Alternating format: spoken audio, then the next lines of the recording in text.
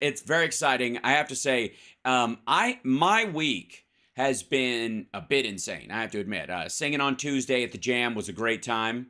I did the songs this week. We had a new generation of people show up, so where the idea was get all the young players that we have around us to come up and play on stage because the old dudes get muscle them out of the way, as it were. Yeah, And yeah. yeah, and so we created a night just next generation, right?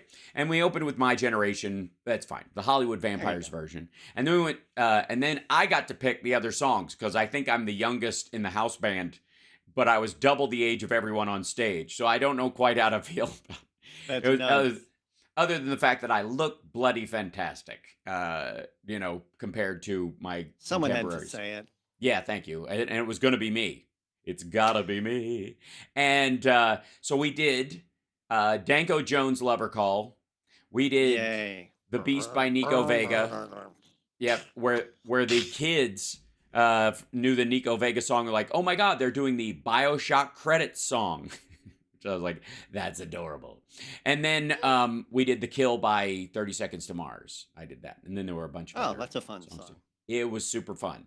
It was not something that was normally in my wheelhouse, and I chose. And by the way, those watching the stream, Johnny Million is not reaching into my soul, although I would I'm give not. him No, I'm permission to putting do my that. phone on to charge. That's a good idea, and on Yeah. silent. But why Yep. start now? All right. And the other part of my week was, and then I did stand up Wednesday night at Flappers, which is a great time. I'm posting that show tomorrow for our patrons and the like, patreon.com/HalSparks. It's a great way to support the show. It just is. It just is. But the other part of my week, besides my regular shows that I, do with great aplomb and joy, was reading the deposition from Oh boy. Oh Tisha boy. James's, oh God, Tisha James's deposition with Donald Trump, where he vacillates between, a sales pitch where he's still inflating the value of his companies far beyond anyone else's assessment of the quality, value, or worth of those properties, which and doing it so like forcefully and so like kind of petulantly and with such like kind of bitterness that it sounds like he's trying to fire sale them, but he needs you to buy them at more than they're worth because he's got a bookie to pay off. He's got it's got a very I've got guys showing up to break my kneecaps kind of energy about him trying to explain almost like he's selling his properties to Tisha James. Yeah, It's everything weird. is about surviving the next 5 minutes. Yes, right. And thank you, Lisa Mia Moore, for the super chats. By the way, we're on live streaming at infotainmentwars.com and at twitch.tv/Al Sparks, where Johnny Million also has a show called twitch.tv/It's Johnny Million, and it's September. So subscriptions are cheaper this month. So if you want to subscribe to our shows, you can do, I think maybe it's not quite 2-for-1, but it's definitely worth it. Never mind. Anyway, so see, that's what a sales pitch when you're just trying to build things sounds like. That's what it sounds like when you're like, help us out, let's do this. It's gonna be good. We're growing. It's fun. The opposite. It is the opposite of what Trump sounded like in his deposition. The other part was, and a lot of people have noted him saying that we would have had a war in North Korea if it wasn't for him, and just his sort of campaign blather and his weird, odd assertions and stuff. And a lot of that got attention, as it was supposed to, because that's how, Trump works. Everything must operate with the idea that it will get some sort of press for, that paints him as a hero or a genius or, some nonsense. But the reality is that if you read the whole thing, and I did, it is abundantly clear that the strategy that they have in that deposition, and they're aware, and whether it's his attorney strategy and they just let him go and reel him in when he gets kind of too far outside the dog yard, is they got one of those like shock leashes on him, and that's whenever Alina Habba objects. When Alina Habba objects, of the two attorneys that were objecting and sitting there, she's the one where he knows that is code to stop talking. he forgets it a lot of times and talks right over her. And the timestamps on it are hilarious, where they're literally, she's talking and he's talking at the same time, the same second. He's just blathering and she can't stop him. And again, part of the strategy, it is obvious, as much as he should keep his trap shut in all these situations, and everybody tells him this, and he used to know this in a lot of these depositions. Apparently, he was relatively famous for, in his depositions, being very, he was keenly aware of the boundaries of what he can and can't say, or should and shouldn't say. Yeah. It seems like he has known that how to go in there and tap dance just enough to say, like, all right, I didn't really perjure myself. Right. Let me get out of this lawsuit, get it dismissed. That's right. Let's settle.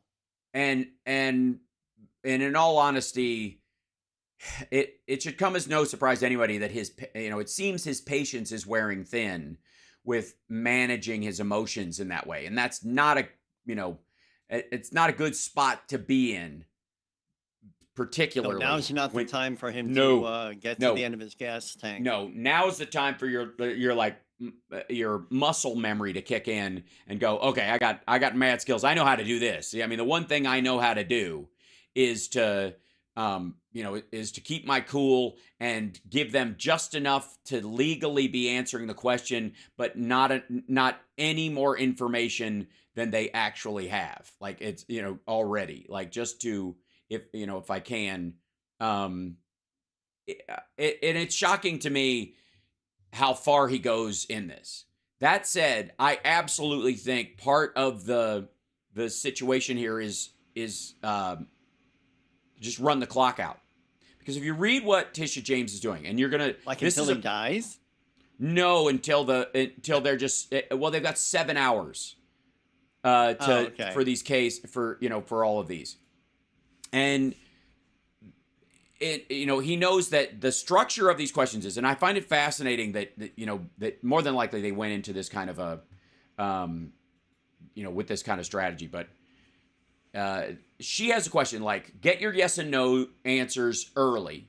Did you know who this person is? Do you know who this person is? Do you know who this person is? Did you sign this document? Do you recognize this document? Did you recognize this document that you signed with this other person that you said you recognized before? Right? You get all those things. It's like a checklist that they've got. He's got to admit this. He's got to admit this. He's got to admit this. And then what we say is, okay, then in your defense, you say, you don't know this person, you never read this document, you never saw this, and you never said this, and you certainly didn't mean this, or this person wouldn't have known what you felt or thought on the day, when we've already established you've had 19 meetings with them in over the course of 3 days over this particular topic.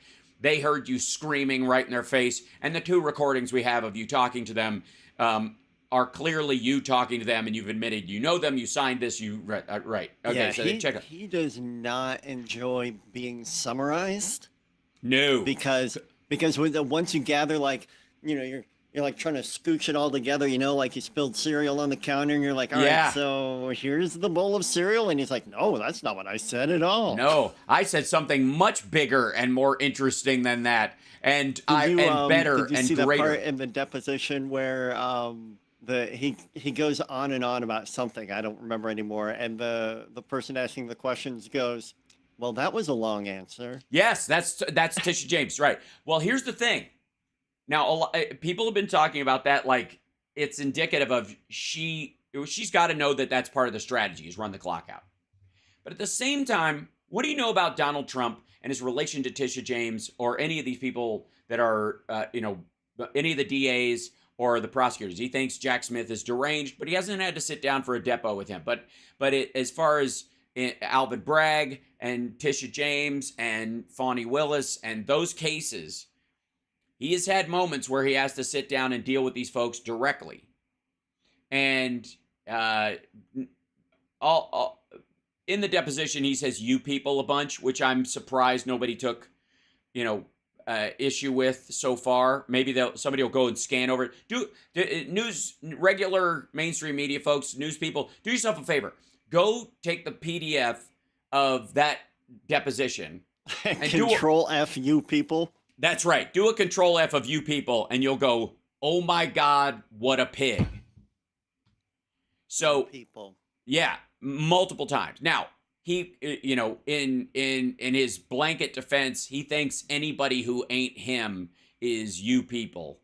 But he, like, at one point he says to her, I have plenty of cash. You probably need cash, but I have plenty of cash. And that's a multi-layered thing. Never mind the fact that she's black. Is that why you use a bail bondsman? Yeah, exactly. No, he has $400 million in the bank. He just, he's the king of debt, so what do you need that for? We got to take a break. When we come back, I want to dive into that a little bit, but I would say for the record that ate up a disproportionate amount of time in my week, just chasing down the BS in what he said. And ultimately, his plot to run out the clock did not work. Spoiler alert, we'll be back. It's the House Sparks Radio program, Mega Worldwide, now with 100% more. Johnny Million. At the half-hour mark, Boston Brian's going to be joining us. We'll be back. Yay. He's already in the chat giving away memberships. Oh, come on now. And Hal Vickery is gifting. Oh, Wes is gifting. Lisa Mia Moore, you saw. Oh, Colonel sweet. Clink is gifting. You want to see my? Want to see my new Joe Rogan character? Oh, Johnny. Yeah, I think I do. Jamie, put up on the board about the article about the guy that I half read with Jamie. Put the article up about the thing where where it says the UFOs worked at Pfizer for like 6 weeks. Remember that? We found that article. Jamie, put the article up on the wall where it says that JFK was. That needs to stop. That needs to stop. That's. I'd work harder on it, but I don't care enough. But that in and of itself. Did you see that screenshot of the thing for the Note app? Am I in the right spot? The screenshot. I sent it on iMessage. Oh, I don't have that on this computer. Think you need to add me to a team? Yes, I do. Let's see. I will figure it out. Settings and members. Da-ba-da-do. Because it's a Notion, right? With the big N that looks like a book? Yes, it is. Okay. Good. I I should be in there with my normal email. Gotcha. Yeah. Gotcha. Okay. Yeah, hold on one second. I will. I'll do that after the show today because that'll take a moment. Okay. I just wanted to make sure that I wasn't signing up for the wrong stuff. No, you're good. That's it. Yep. I just can't do it on this computer right now. No worries. So yeah. But let's see. A couple of things. You said but. I did.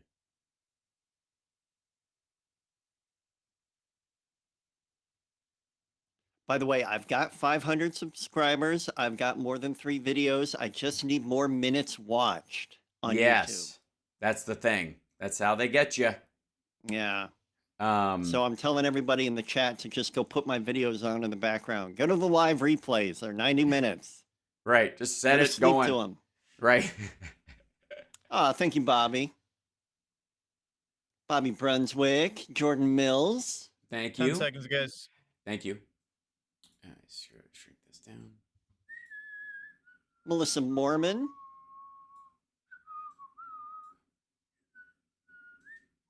Welcome back to the House Sparks radio program, Mega Worldwide. Welcome back. So,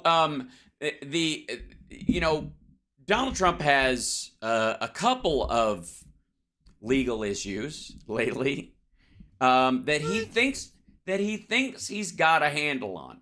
He thinks that he's that comedian Josh Johnson, the young black man?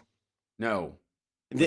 He did a great bit where he's like, as somebody who doesn't like Trump, I kind of keep track, and he's got 91 indictments. Like, I thought they'd get him for something. I didn't think they'd get him for everything. Oh, they're not.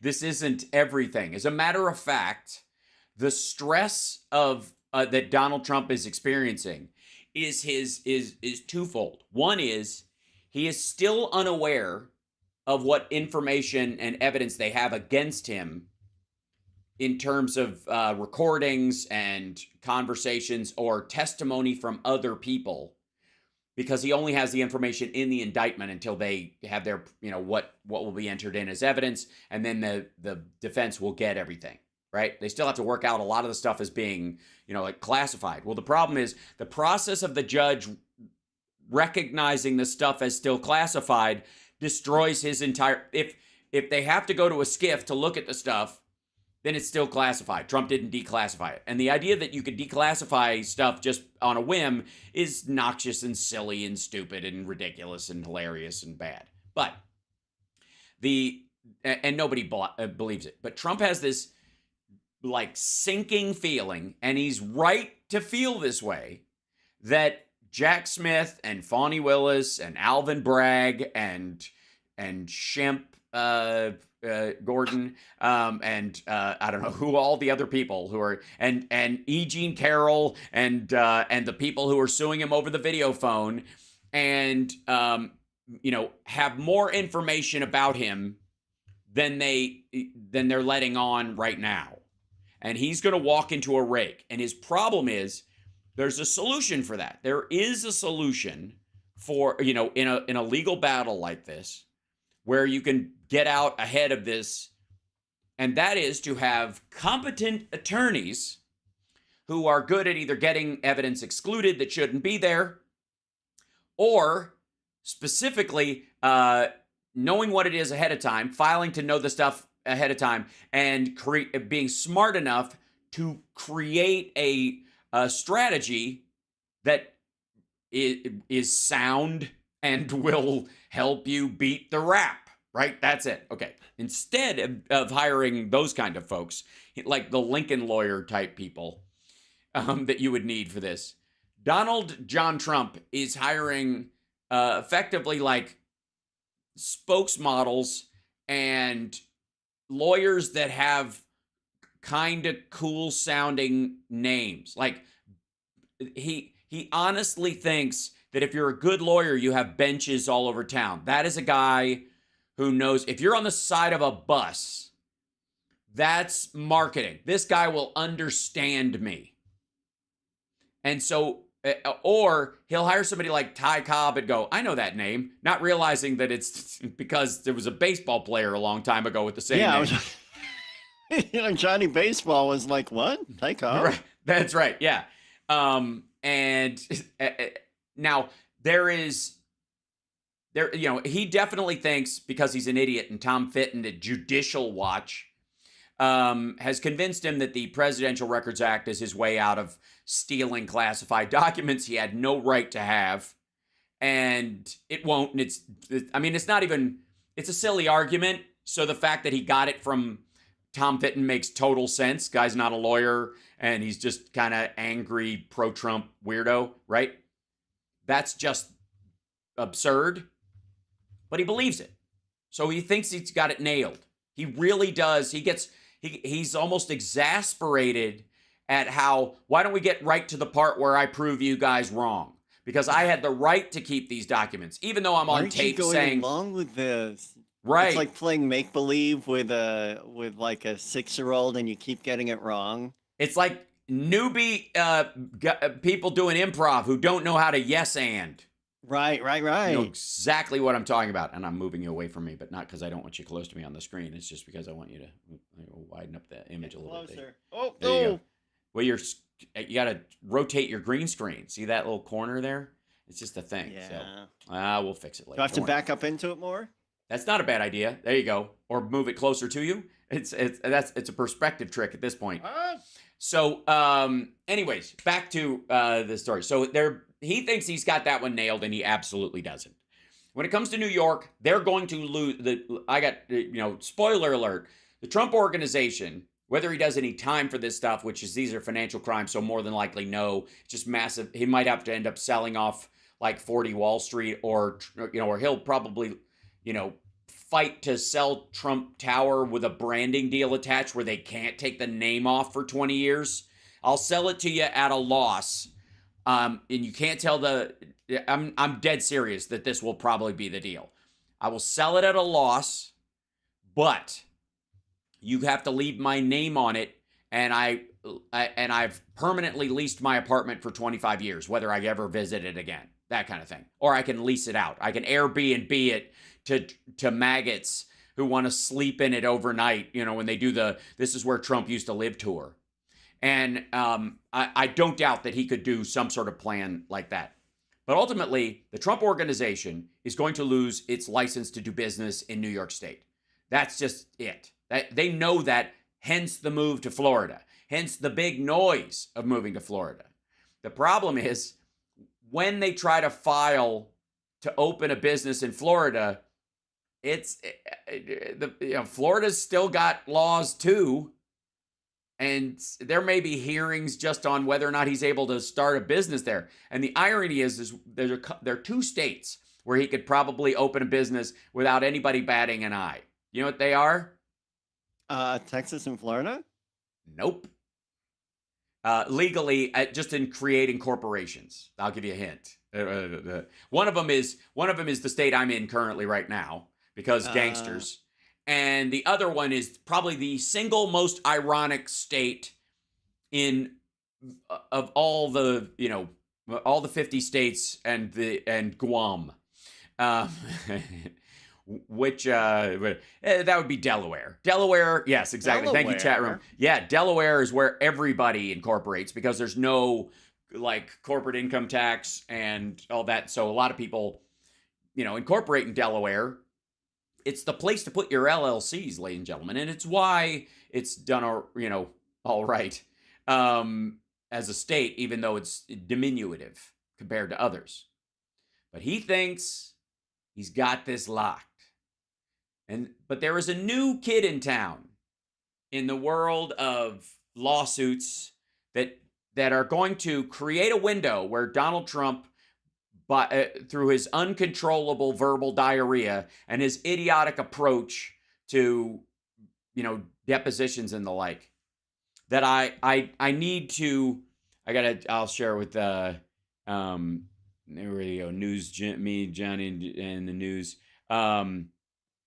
is there's an article that just came out in the Washington Post that the appeals court will not block Trump's deposition in the Peter Strzok, Lisa Page case against the Justice Department because he's a witness and he may end up being a co-defendant.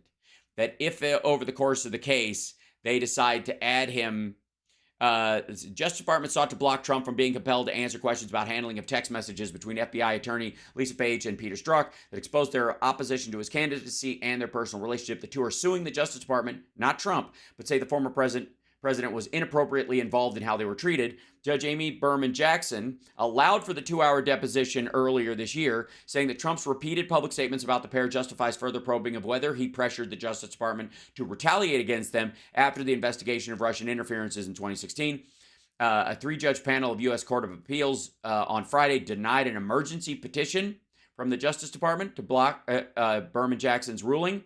Absent another appeal, Trump's deposition will now go forward. The former president has not intervened to prevent the deposition. So he's going to have to sit down and give a deposition about the lovers.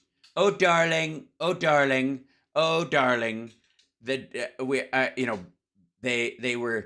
spied on my campaign. All that stuff. How do you think that one's going to read? And since it's a civil suit against the Justice Department, you can film the deposition and you can release it. We got to take a break. When we come back, our dear friend Boston Brian's going to be joining us on the other side. Don't forget to, like the stream if you're anywhere in the general internet area. If you're hanging out near the internet today, go to YouTube. Go to infotainmentwars.com. Like, subscribe to the channel, all that kind of stuff, and at Twitch. If you're on Facebook, say hi, Facebook. Everybody in the Facebook page, so we know you're not a troll. We'll be back. Or if you are, say hi, trolls.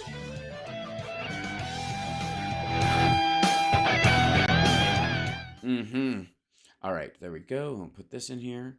And then I got to turn off that. Can you hear me? Yes, we can. hear you. Oh, Thank you. indeed. How you guys doing? What's up, Johnny? We're doing Good. How rock you doing, solid. Brian? There we go. And then I got to get his link and pop him in there. And we'll be ready to go with just one moment. That deposition was so delicious. Oh, dude. Unreal. I don't think I haven't eaten since I read that. Right. He is so gross.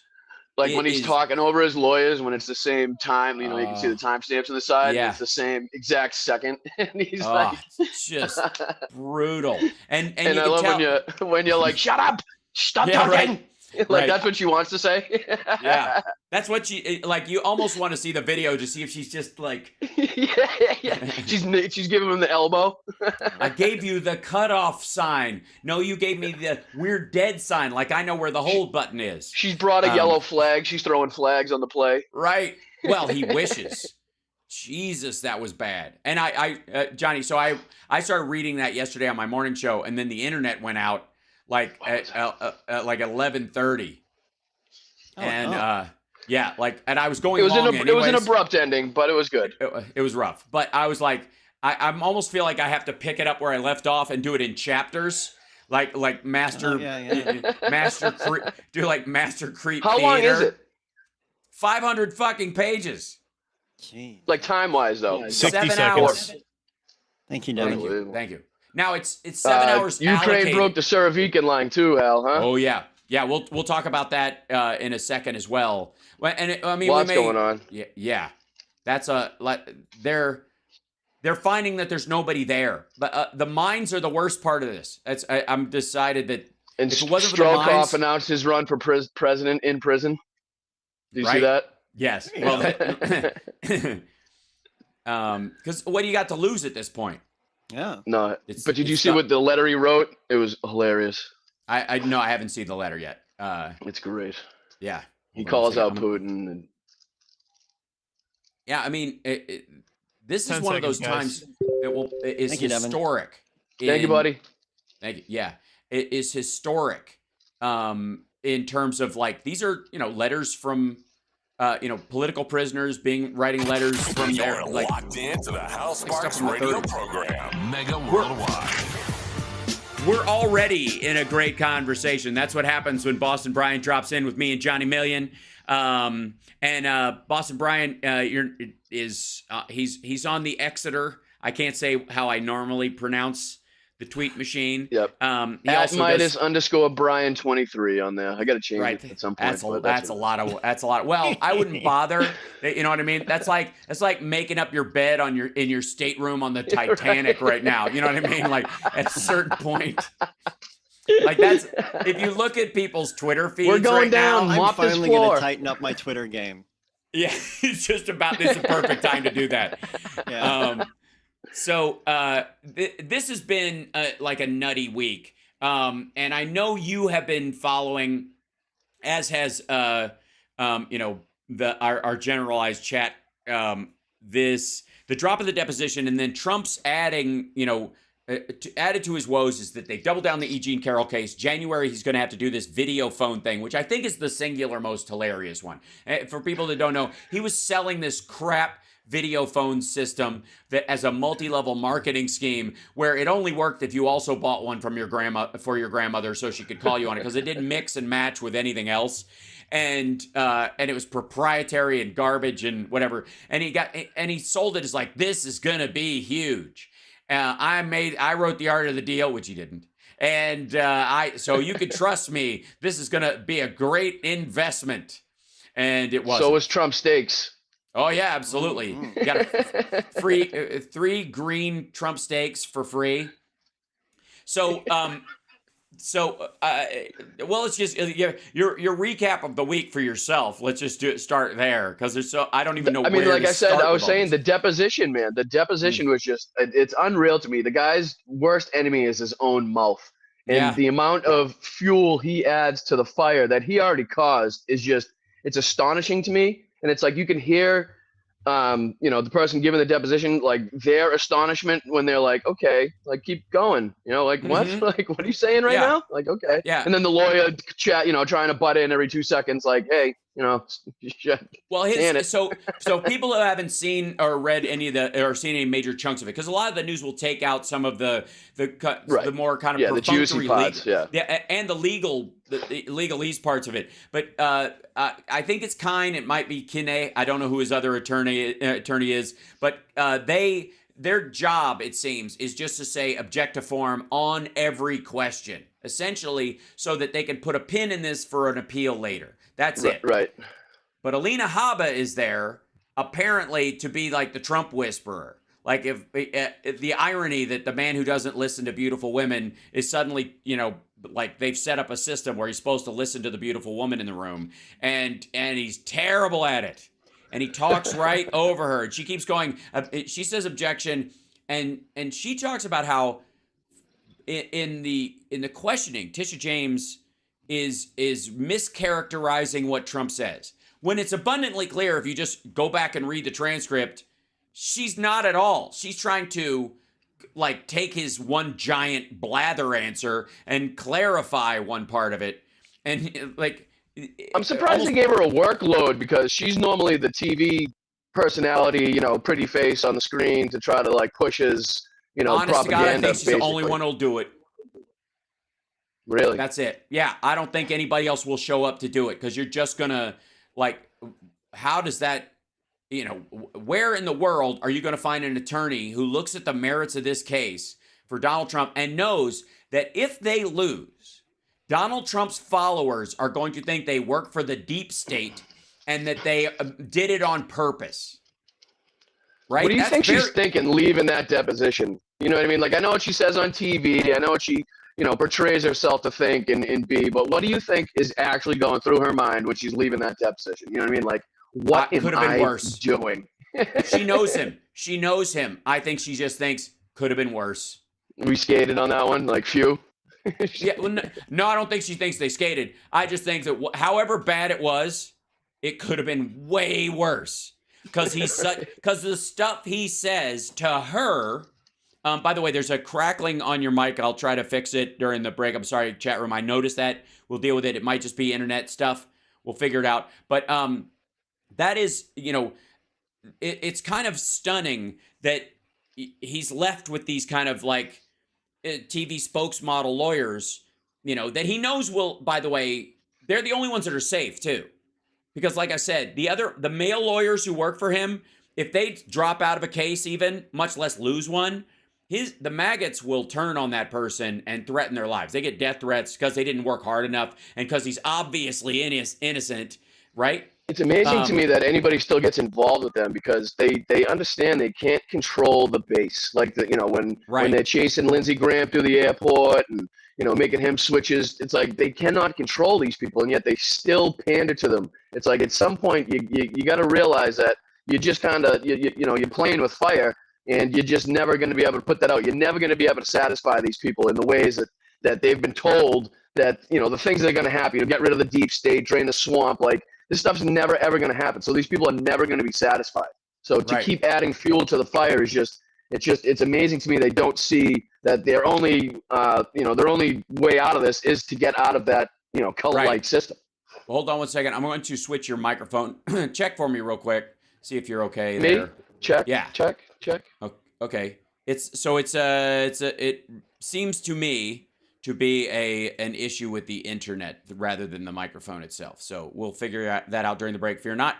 Everybody. Brand new headphones. They should be good. I'm sorry. That's okay. That's often what happens. So I'll maybe I have to request it. So you switch to your iPhone. Yeah, to your iPhone microphone as opposed to the headphone one. That might be the thing. So we'll figure that out. We're good. How's that? Much better. Way better. Yep. Sounds great. Christ. All right, so I got to throw out my headphones. Awesome. No. You listen with your headphones. Speak with your mic on your iPhone. That's usually how it works. With a big steak. I wouldn't be able to hear you. Yeah. Yeah, that's right. What do you mean?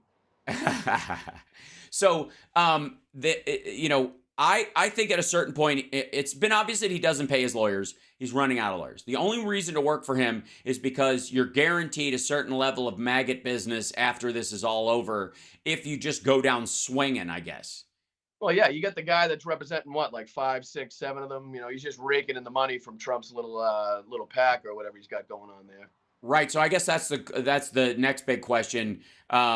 Johnny Million, Boston Brian, let's say we're all part of a terrible scheme to defraud the government and do a violent insurrection at the same time. Yes, absolutely. And at some point, I get, we get RICO racketeering, and I'm of course, I'm the big dog they're going after, but they're trying to make you guys flip. But I'm paying for your attorneys. So do you is that something you would fold into? Because I got to say, if the roles were reversed in any of those, I wouldn't do it at all. If Johnny Million was obviously guilty, because I've worked with him and I know, and he was like, I'll take. He knows where all the bodies are buried. Oh boy, do I. If you offered to pay for my attorney, I'd be like, nah, I'm good. Thanks, man. I'm going to go with the public attorney. But yeah, no. Well, that's what De Oliveira found out when, Jack Smith gave him that, I forget what it's called, some sort of meeting that they can hold to be like, listen, I don't think your lawyer's having your best interest here. You know? So he ended up switching lawyers, right? Yeah. Well, I mean, as did, was it Cassidy Hutchinson? She had the same kind of situation, and he needs to control it. He wants to be able to control it. They say, just so everything that they do, no matter what happens, benefits Donald Trump in some way, rather than the people that the lawyer's actually representing. And maybe this is about a question that he doesn't care about, but every other human on the planet does. Is that there's a huge value difference between money and time. I've always said in my life, it's better to waste money than time because you can always get more money. Right. Once the time is gone, they know getting it back. And in this particular instance, these people are talking about years of their lives that, and he wants them, I'll pay for your attorney as long as you line up to be thrown under the bus later. And he doesn't even hide it. That's the amazing part. Like, at least, like, you say what you will about the Italian mafia, but they all treated everybody like family. And they, they never threatened anybody, that. Well, it would seem fishy to me if he wanted to pay for my lawyer, honestly. But that's thinking, rationally like a normal human being. Like, why would, I thank you, but why the hell, something must be going on here, Right, and that takes some thinking. and how do you, but also that would be true in the abstract. Let's say it's a bigger organization. But what if you're also reading all the stories in the news about the fact that you don't have, by any means, he can't find decent lawyers. Right. Like that's a running thing. He's complained about it. It's a common part of the story. How do you go, oh, yeah. I read the 16 articles, including ones on Fox and people talking about it, Newsmax, how you can't get a good lawyer and it's sad, and where are all the patriotic lawyers that actually care about the Constitution? That's no. So funny. You get Where crappy are all lawyers. The patriotic lawyers that care about the Constitution. Well, they're not lining up to defend that dude. Exactly. Yes. That you might be onto something, Newsmax. You might actually, I don't think you're going to like the answer. But if you're one of the co-defendants in this situation, and you're looking at those articles, even in friendly publications and news organizations, are you gonna go? Yeah, I'll just skate on what he's got. I'm good. Like, I would. Well, Waltine Nauta is so far up the guy's butt. What I mean? Like, they are attached at the hip. If Donald Trump's eating a burger, he's eating a burger. If Donald Trump's he's that dude lined up to be the middle person in a human centipede between Vladimir Putin and Donald Trump, and like to me like. He, in all honesty, the reason why he's so lined up with Trump is because he saw so much of the criming. Sorry, is that mental image messing with you? That he saw so much of the crime, and he's participating. That on the radio. All right. Well, I mean, I know what I can say and what I can't say. I've mastered it over the year. Because it's a grown up. All right. So, but the other people aren't, and my favorite guy is the IT guy who on day one, when they met with him hiding in the bushes, skulking around, looking for the cameras, they were like, the boss wants all the security footage erased for the last 45 days. And the dude's like, I don't know. I don't know if I do that. I mean, I don't think I could do that. I mean, I could do it, but it wouldn't be legal, and I don't even think I'm supposed to. And what do you say in that position? I mean, that's what the hell? Can you imagine somebody, representing the president or the president himself being like, hey, can we erase our camera footage from the time that we had those classified documents in here? Oh, no, I'll tell you what I'd say. DOJ and everybody else. Dude, I could totally save myself in that situation. Being somebody who early on did a lot of like computer technical support is one of the ways to supplement my failing actor income in the 90s. That's just illegal. I mean, it's doable, but you'll go to jail for it. Well, I think that's why he was trying to say, like I don't think it could be done type thing. Right. Oh, he was in so many words. That's exactly what he said. Right. But what you have to do in that situation is tell the person who's asking you on behalf of the boss. Tell them. Yeah, and tell them in a way that it sounds like you're concerned for them and the boss. Right. This would be bad for you. If anybody finds this out, it's going to be we can erase it, but there's no way to hide that it was there. It will just be gone, and there's no way to hide how you got rid of it. It just will show that it was erased. And if anybody could even look ever, you're going to jail. The boss is going to jail. I'd go to jail, obviously, but like I'm telling you, you're setting yourself up if you do it. Like, and that you scare them for themselves, not for you. Not. I mean, and the whole plot to like empty the pool into the server room. It's like, what the hell are you guys doing? Yeah. Well, I mean, as a fallback, it's hilarious and obviously failure. We got to take a break. When we come back, I want to talk a little bit of Ukraine with you because Phil is going to be joining us in the next hour, and I know you and I, off air have talked about this a bunch, and there's so much movement going on, we'll never be able to fit it in anyway. So I want to hear your take on it as well. We'll be back right after this. It's the Hal Sparks radio program, Mega Worldwide, with 100% more Johnny Million and Dem Boston Brian with us. I think he's on Threads or whatever. We got to get him all set up. We're gonna get him a live stream. We're gonna make that happen. We got to make that happen. I'm gonna make that happen. Part of the Mega Worldwide network. We'll make it happen somehow. Okay, we'll be back. Ooh, I like that. So I'm kind of in your shoes here. He's crackling again. As advanced, yeah. But I got the soundboard. I got my mic. I just need a computer. I just need a laptop, basically. Right. So I'm in the laptop fund. We'll we'll rotate you something through. I think we might have I could send you a setup. I can let me look through what I got. We're getting the crackle again.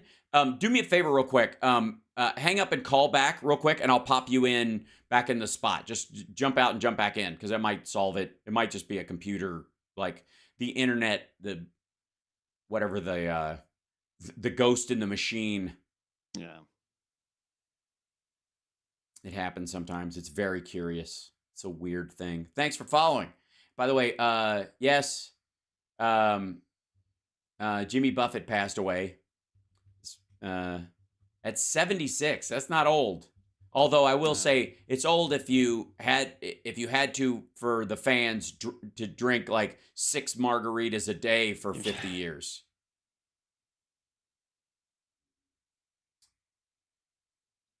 It was skin cancer. I don't think it was skin cancer, was it?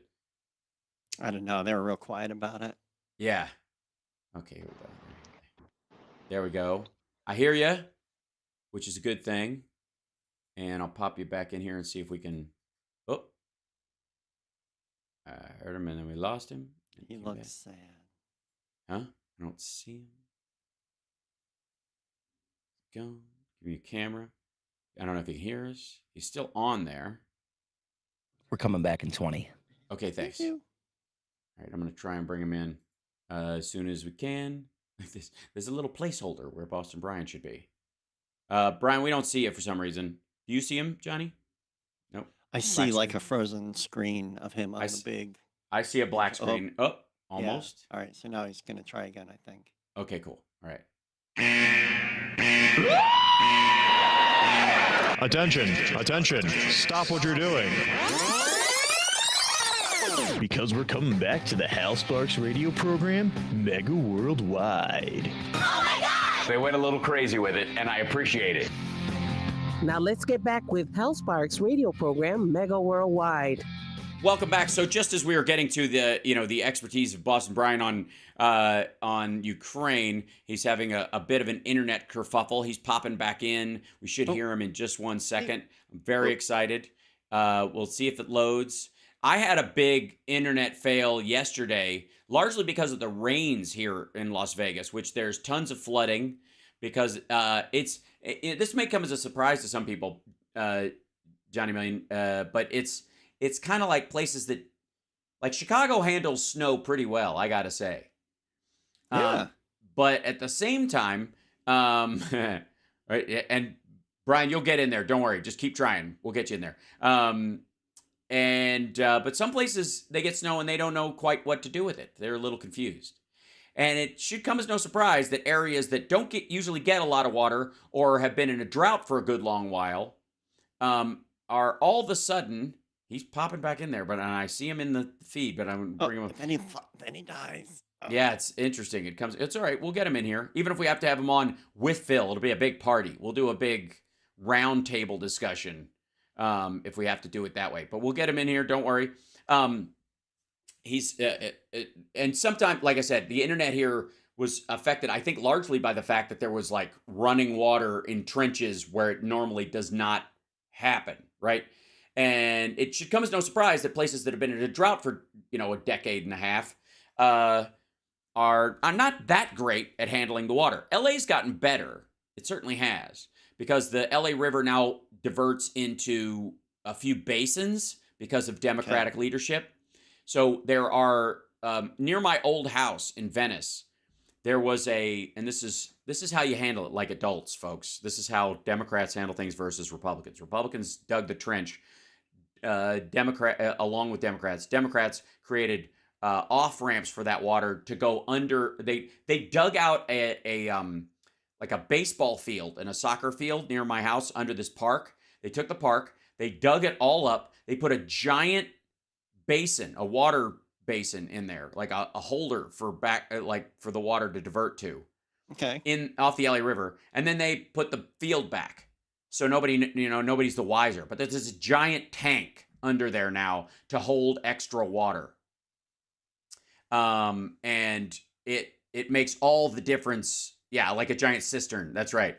And they have a plan for dozens more throughout the city as water back up and as a way to save the water. And it slowly leaches into the ground to keep the ground from being totally dry. Because ultimately, you'll either use it right away or within a short period of time, or a portion of it leaches into the groundwater and you don't have to water your lawns as much. And that lowers water usage in the area and that kind of thing. It's very smart. Well, man, Shevitz, I don't know if you've seen the drought maps. No. And in like, I want to say 78% of California was in a drought last year. As of like 3 weeks ago, I want to say like 16% of the state is experiencing less water than normal. And that's places that that gets like the only places that get too much water. You know what I mean? Like where it's like in the general area, like it could go way up, right, in that volume. So it's just it's heartening to see. Lake Mead, where everybody was afraid, they were finding like bodies from back in the 60s in oil drums because the water was getting so low in a bunch of places. Where here near Las Vegas, water level is back up to relative normal. The Colorado River is like, it's a good sign. Hillary helped us out a bunch. And by the way, Boss Brian, keep trying, man. Or let's see, we'll try another source. If you can reach out to him, Johnny Million, we'll get him in here. And like I said, if we have to bring him in with Phil, I'm not against creating a screen on the fly for everybody. But for this conversation, Brian's giving us the silent treatment. No, he's trying awful hard. This is always the difficulty when you're doing this kind of stuff. I would say restart your phone or whatever your source is. I had to do that this morning. But yesterday, the water actually affected my internet in this area, and it's not surprising that it's fairly consistent in that area. Okay, I see audio coming from him almost, but not a video screen. But we'll get there in a second. He's got to okay those things in his app again. He's got to tell it it's all right again. That's what it is. So I love doing stuff behind the scenes at the same time. Okay, the things, Brian. Okay, all the things come back to you. So That, yes, when in doubt, reboot. Absolutely. Turn it off and turn it back on again, just like a toaster, but don't use a butter knife. Anyways, the like I said, Philip Ittner will be joining us at the top of the next hour to talk about what's going on. There have been a ton of breakthroughs going into Russian territory, previously held Russian territory. And by the way, Brian, if you're having an issue, heck, man, we'll do a special show, you and I, streaming later on or early tomorrow if it's messing around. It's okay. Fear not. Boss Brian, relax, enjoy your time in the chat room. They love you and they'll support you and pat you on the back for going for it. I just called him a nerd in the chat. Ouch. Well, in the he wishes. He needs a nerd. He needs me to run in there like, well, one of these days I'll have a giant compound. When we buy 666 Fifth Avenue and we all move into it. Compound. Yeah, that's what I'm going to have my own, like, I'll call it, Wacko instead of Waco. It'll have a, super fun. Like I said, don't forget, support the show through patreon.com/HalSparks or via Super Chat or stars or whatever, especially in increments of $6.66 so that eventually we can buy 666 Fifth Avenue and I can set up my compound in it and give away 2 floors to the Jimmy Carter Foundation so that they can run so that Habitat for Humanity has a headquarters for life out of there. And yeah, bits on Twitch, that's a good way to do it as well. Subscriptions on Twitch. There's a myriad of ways you guys can support the show. And then, of course, there's always Venmo and Cash App, although I don't have it up on screen right now. You guys, our regulars who do that, thank you very much for that kind of support. I agree that Boston Brian is wicked cool, and we will have him back before too long. Now, what we were going to talk about is there are 2 big things. One is, there's lots of big things, but there's one of the more interesting things is and we'll just save these 2 words for Phil when he comes on. Cardboard drones. Oh my. Yeah. That's sounds like one I could afford. Probably not, actually, because I would get the explosives attached to them seem to be seem to be the thing, because keeping a device that small in the air is not that big a deal. Hey, it's Boston Brian. He made his way back. I see him. It's amazing. He looks so exasperated. Oh, it's that. I understand it. I've been there myself. Boston Brian. I know. But hold on. Can you hear me? Can we hear you? Cute. Can you hear me? Say hi, yeah, so I know you're there. I can. Yeah. I can. Excellent.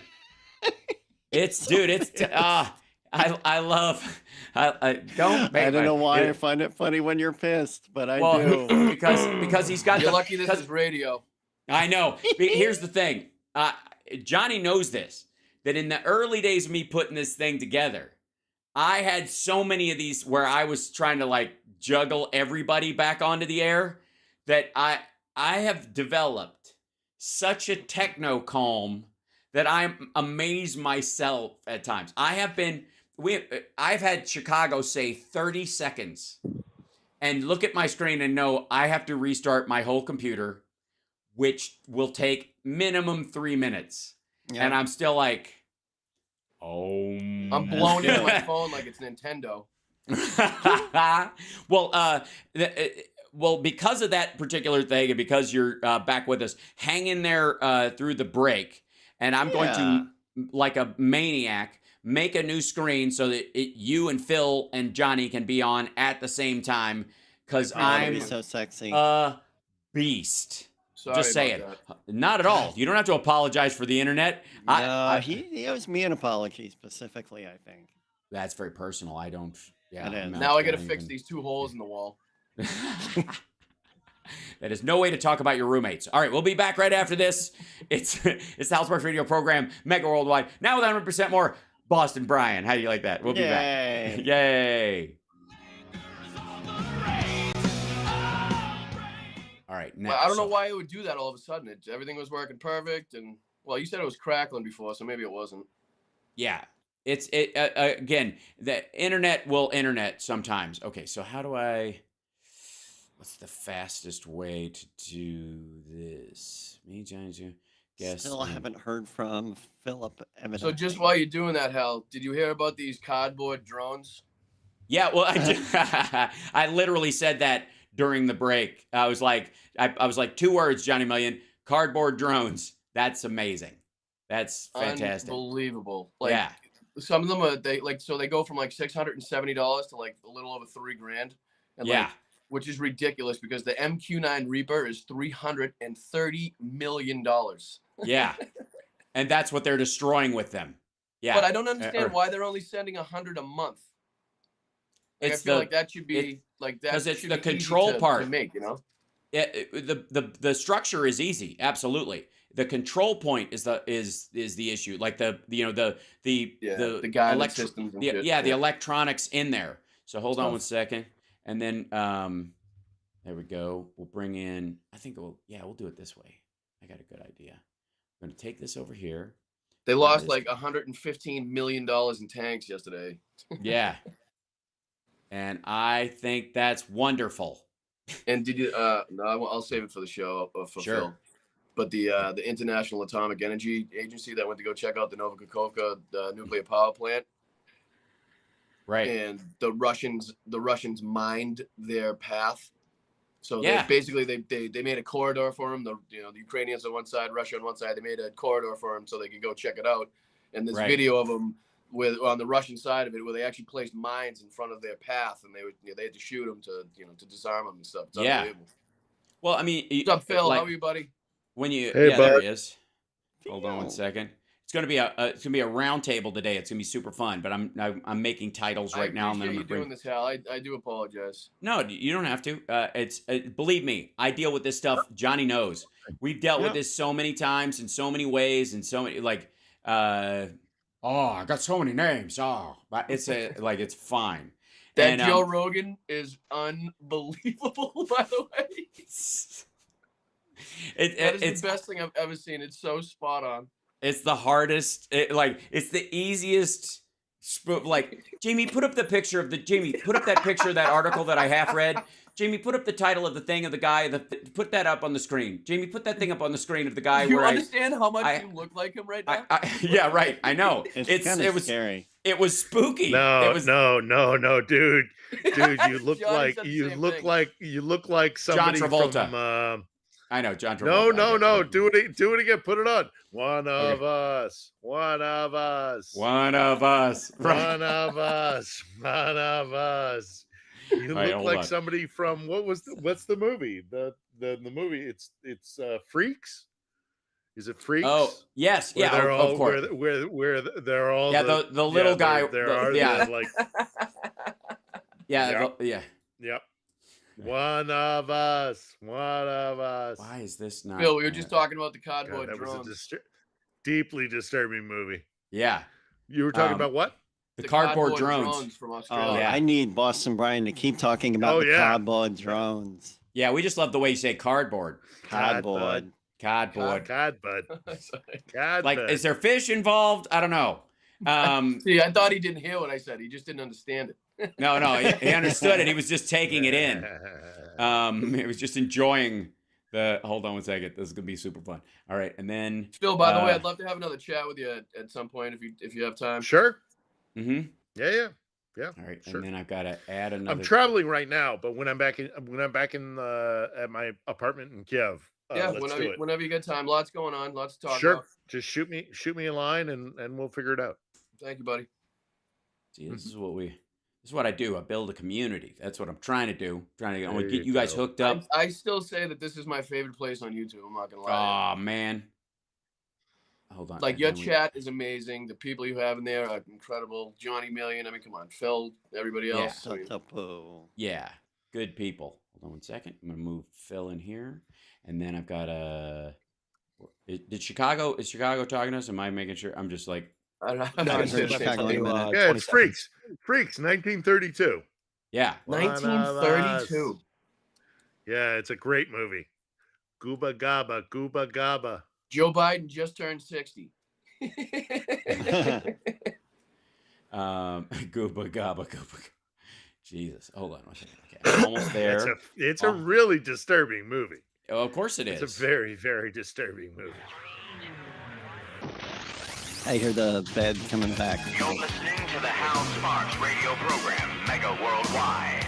I've had people walk out of me before, but not when I was being so charming. video streaming at halsparks.com. I don't care for you or for the putrid sludge you're troweling out. Damn puss-faced little pimp stick. True progressive talk. Might be a good time for you guys to give up. I didn't have a lot of time, and they were distracting me with a lot of silliness, discussing whether I look more like Joe Rogan or a character from Freaks, or if there's obvious parallels in my comedy character that I just created for my show. Yeah. Or, but even with their distractions, I still managed to create a three-peat show so everybody can be on the show. That's right. You're all here, and it's great. Philip Ittner joins us. Are you in Odessa still? I'm still in Odessa. In Odessa, yeah. I recognize it because the hotel rooms and whatever down there are the Airbnbs or whatever. The walls are whiter. Everybody up in Kiev, there's that old Europe feel, but Odessa's obviously had a lot of new money at one point, and they were making, I was gonna say, it looks like a very nice spot, Phil. It is good. Yeah, no, I'm like literally 3 minutes walk to the Potemkin Steppes, which were part of Eisenstein's in Battleship Potemkin. Mm-hmm. That thing, and it's closed because of security concerns. But yeah, I'm literally right around the corner from that, and then I'm right around the corner from the the empty plinth where they used to have a statue for Catherine the Great, but everything Russian is now being torn down. Verboten, as you can imagine. Right.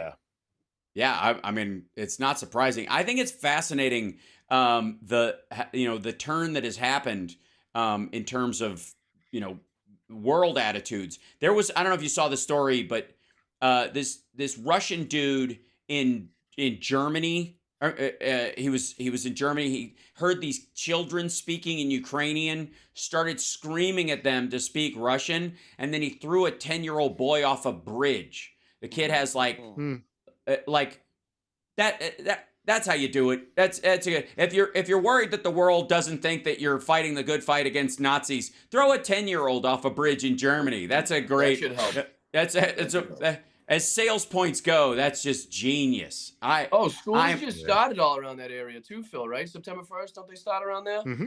I saw a few videos, sadly, of the kids starting their first bomb in bomb shelters. Yeah. Starting school in bomb shelters. They were singing a very lovely song, though. It was actually really nice, to tell you the truth.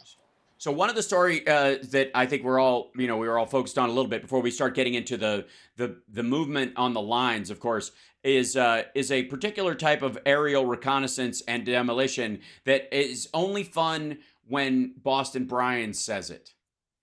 And cardboard drones. Cardboard drones. The cardboard yes. Drones. The fish planes. So the cardboard drones. From Australia. Yes. Wow. Right. But this is it is an amazing thing. They're spending very little money. How do you defend against that?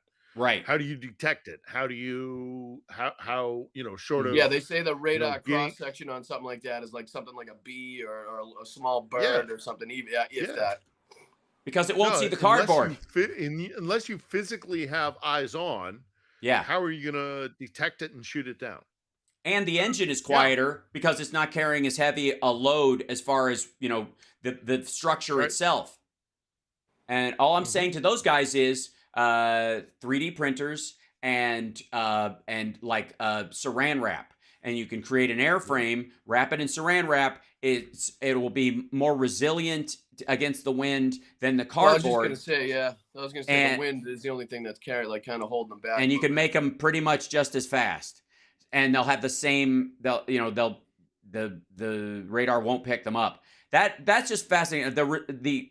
I think that holds up well against all the people on the right who are saying that if it wasn't for us, Tucker Carlson even said it this week. Like Tucker Carlson's went full Vatnik this week when he was talking to he was Adam in Carolla, Hungary, right? Orban. Yeah, but he was he's saying this is like Russia would have already won, and the Ukrainians wouldn't have a shot if it wasn't for us. I got to say, the cardboard drone story points to an entirely different direction. And the only thing that's protecting Russia at this point or early on was the volume of humans that they had. It's amazing to me. It's amazing to me they don't still see how many other countries are supporting Ukraine. Like Right. they're so one-sided that they think it's literally just the United States alone helping Ukraine, and it's nobody else. But it's like the Right. entire, you know what I mean? The entire The civilized democratic world. nations, every country Right. is behind Ukraine.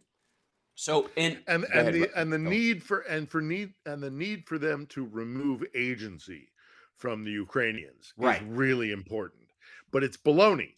It's the actually as much as they appreciate the international assistance, the Ukrainians are at the forefront of like drone technology or all the different ways that they're using new combat techniques against the we're Russians. studying them and how they use them now.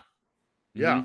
But they have to, guys like Tucker and those who support Russia have to they have to remove agency from the Ukrainians because they have to push the narrative that this is that this was created by the West, that this war was instigated by the West, and that we're that we're fighting this war. NATO's fighting this war against Russia to the last Ukrainian, when in actuality, what it is the Ukrainians taking all the weapons that we can give them and then utilizing it in their own way and actually improving upon what they're given. So, guys like Tucker or, the various Votniks or, tankies or what have you. Right. I knew that was coming. I knew it's like that when they put the argument was coming. Rolls-Royce engine in the Spitfire and made it 10 times better than the the American engine that was in there before. I mean, when you send it over to Ukrainians, or they get these giving a bunch of things, and then Shermans they tinker with them and make it 10 times better than it was when they were sent to them originally. Yeah, or giving Shermans to the USSR. Right. I mean, we give them the tools. They use them as they see fit, and the Ukrainians are incredibly they're really good at adapting new technology and use it. So that kind of argument, it just is literally trying to deprive them of agency, because God forbid that the Ukrainians kick Russian posterior. Right. It's just unbelievable to think that you can take out a tank with a $700 cardboard drone. Or Ilyushin 76s. Right. The equivalent of C-17. Or their anti-defense systems, which are sometimes up to $20 million a piece or something. Right. Exactly. Well, the other, I think in talking about the taking away the agency, one of the things that is the worst for somebody who's supporting the side of Russia in this particular instance, or is for the authoritarian, is you have to remove the nobility of the cause of the people fighting back. If you can undermine the nobility of their cause and just say it's either perfunctory, mechanical, it's a dead end, it's not going to work. Like there are myriad of ways. They're a colony, so they're an instrument. They're an instrument of one empire or another. They have no. Yeah, if you can establish when that you drop the leaflets agency, saying, when they were dropping the leaflets in World War II saying, you have no chance, surrender now, it's not going to happen, trying to take away their will to fight. Right, but this is done on social media to other people who aren't even involved in an attempt, by the way, to cut off U.S. support for it, which, by the way, oddly enough, is not working. The one thing I have seen more pushback for on the right and in the clips that I cover in my show is people who are strangely comfortable in an area where Republicans do not disagree on camera and they do not disagree with Trump, or the other ilk or Tucker or somebody like that openly. There's a lot more open disagreement about Ukraine. There's a bunch of these people who are just going, no, this is a worthwhile fight. Putin's a monster. End of conversation. And it's reassuring to see. I wish they could do it here with Trump, but there's obviously a scale difference between Putin as a person and Trump as a person. Trump's awful, but Putin is serial killer awful. And there is, there's a difference between the two. So I think that's what holds them back. But I mean, if Trump had Putin's power, God help. If Trump had Putin's power, somebody would knock him off and take it because he's not smart enough to angle this and protect himself. He's always subservient. do you think these are Tucker's actual beliefs, or do you think he's getting talking points somewhere for this, or do you think this is actually what he believes? Both, because I think there's two things going on here. Yeah. On the one hand, I think he's pro-Russian for either financial gain or some future investment thing, or he just thinks that's the side that's going to win and pick a winner. But the other part of it is that he does definitely gravitate towards white religious ethno-states as the best form of government. So that's why he likes, it's why he cozies up to Hungary. Because this idea that it's like Christian country, no gays, women know their place, and if they don't, you can put them there. And getting to the top is a cutthroat, no nonsense. You can murder people and push them out a window if you want to make money. And that's, as a second generation rich kid, he's the hardcore version of Trump. They're both posers. Neither one of them would make it. Well, and I also think that Tucker genuinely is cynical and doesn't believe in governance. That democratic governance is, to his mind, a failure because it doesn't live up to its aspirations. Because all these brown people get to do what they want to do.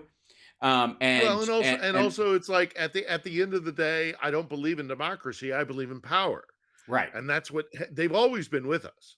Since the creation of the country, there are always those who give. I don't think history is going to look fondly on these people. I really don't. No, of course not. That of clip course of not. Tucker Just like saying, they don't. I support right. Why not support Russia? Because I do will always live on in history, and I don't think history is going to be very kind to these people. No, because absolutely not. Also, and they just as history was not kind to the know-nothings. It's the same thing. So, Tucker doesn't believe in governance, and that which the Russians are selling. Well, it's rich. And I agree. We have to take a break, but I think it's like rich man libertarianism because he never thinks it will reach him. Like a lot of these guys they're all libertarians until they get, a Bernie Madoff steals everything they have. And then suddenly, where was the SEC this whole time? Right? Yeah. We got to take a break. We'll be back with questions for Phil from our chat room. So don't forget to give those. Johnny Million is farming those right now. And heck, if you want to have one for Boss Brian, you can as well. I'm enjoying the Roundtable, and it's I'll just sit here and drink my coffee. It's a good time. We'll be back.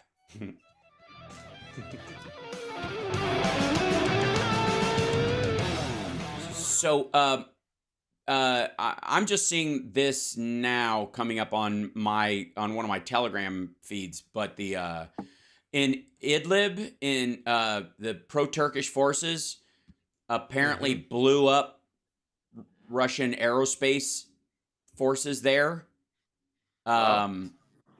There's hold on one second. Phil, I'll make you disappear for 1 second to show what I'm talking about, and you'll be able to see it. Wait, hold on. Stand by. Well, I know where Idlib is northern Syria, if I remember correctly.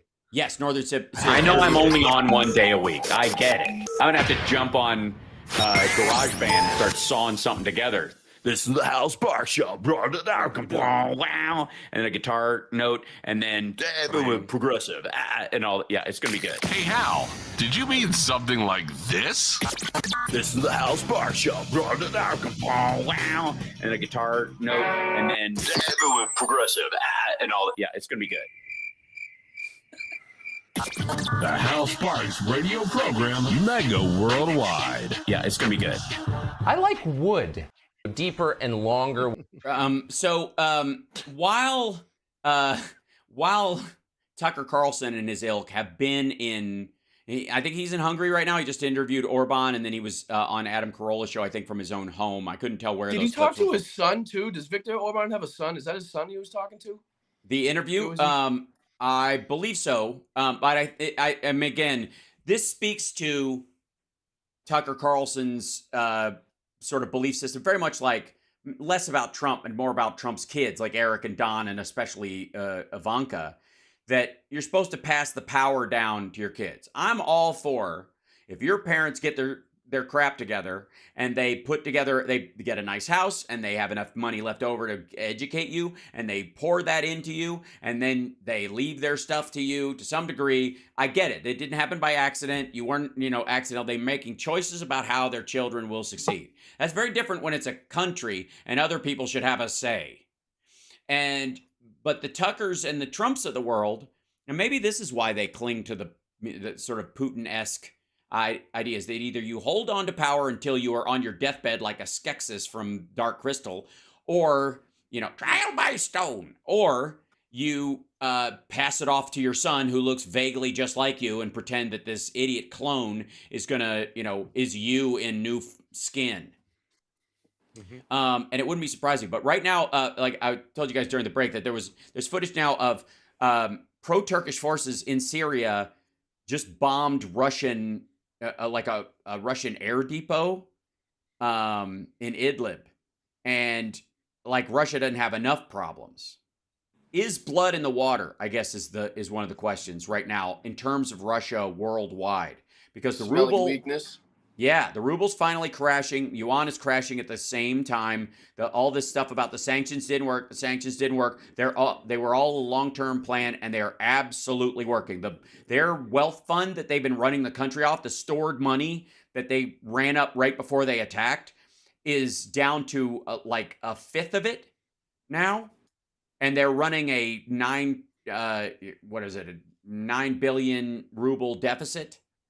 They just make awful decisions at every turn. They really do. Yep. Like the Kuril Irons, they put S-300s on the Kuril Irons, and then they ended up taking them out because they're getting hit so hard in Russia that they need the missile systems in Russia. So basically, they spent money to put S-300 missile systems on these islands, and then they basically just brought them all back because they're getting attacked so bad in their homeland. Like the waste of money and fuel and manpower and resources that it took just to do that one thing. It's just like total waste, Did nobody have a copy of Risk just to like pass around and play with?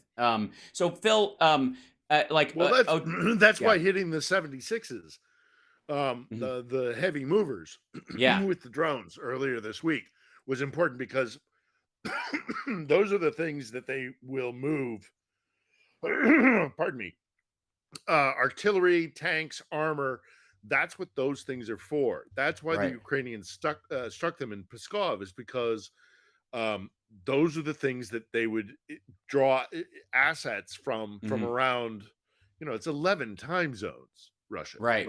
So we move our heavy movers. We use our heavy movers to get assets from the continental U.S. across the Atlantic, or hopefully it never comes to it, but across the Pacific as well. The Russians use it because their country is enormous and they have assets all over the place. So what's it like 11% of the landmass on Earth, right? Yeah, or something. It's 11 time zones. It's basically half the span of the globe. That's wild. And so if they need to move artillery, or if they need to move armored vehicles or tanks or whatever, that's the thing. So the Ukrainians taking out 4 of those things with $20,000 drone, taking out $20 or $30 million mass transport, these transport planes. It's crazy. What about did they use the same drones at Kursk? Because they attacked the Kursk airfield there too. I'm not sure if it was the same drones they used.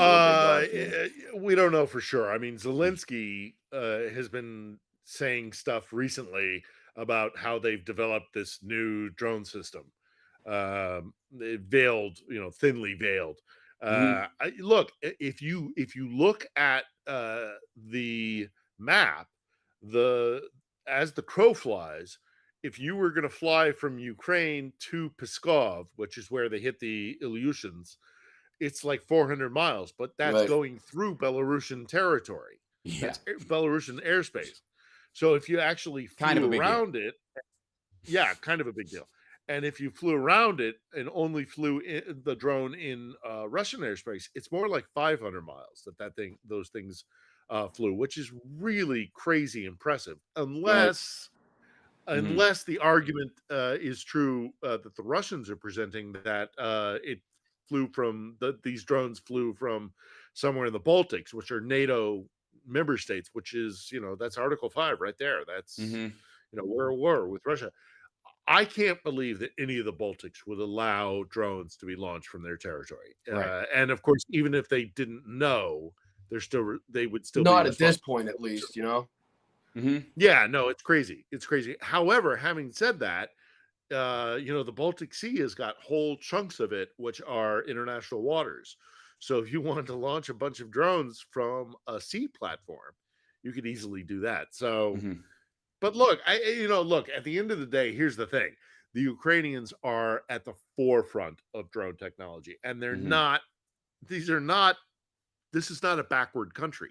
Right. These people know what they're doing. They're very I feel like they're at the technologically forefront savvy. of a lot of things, to be honest. I mean, Well, there's because- people out there from tinkering with weapons Because systems, they have to with be. trucks, Right. with everything. You also have three major convergences in terms of this conflict that's different from any other time in history, except for maybe, a switch from axes to arrows, that kind of thing, which is the combination of readily available civil satellite imagery that you could purchase. Anybody can, which is the kind of stuff that, like, James Bond movies in the 70s and 80s were about him sneaking in and trying to shut one down so that they couldn't see behind, they could see it behind enemy lines, or somebody else could during the Cold War or whatever. Like, it's so, like, Google Maps itself.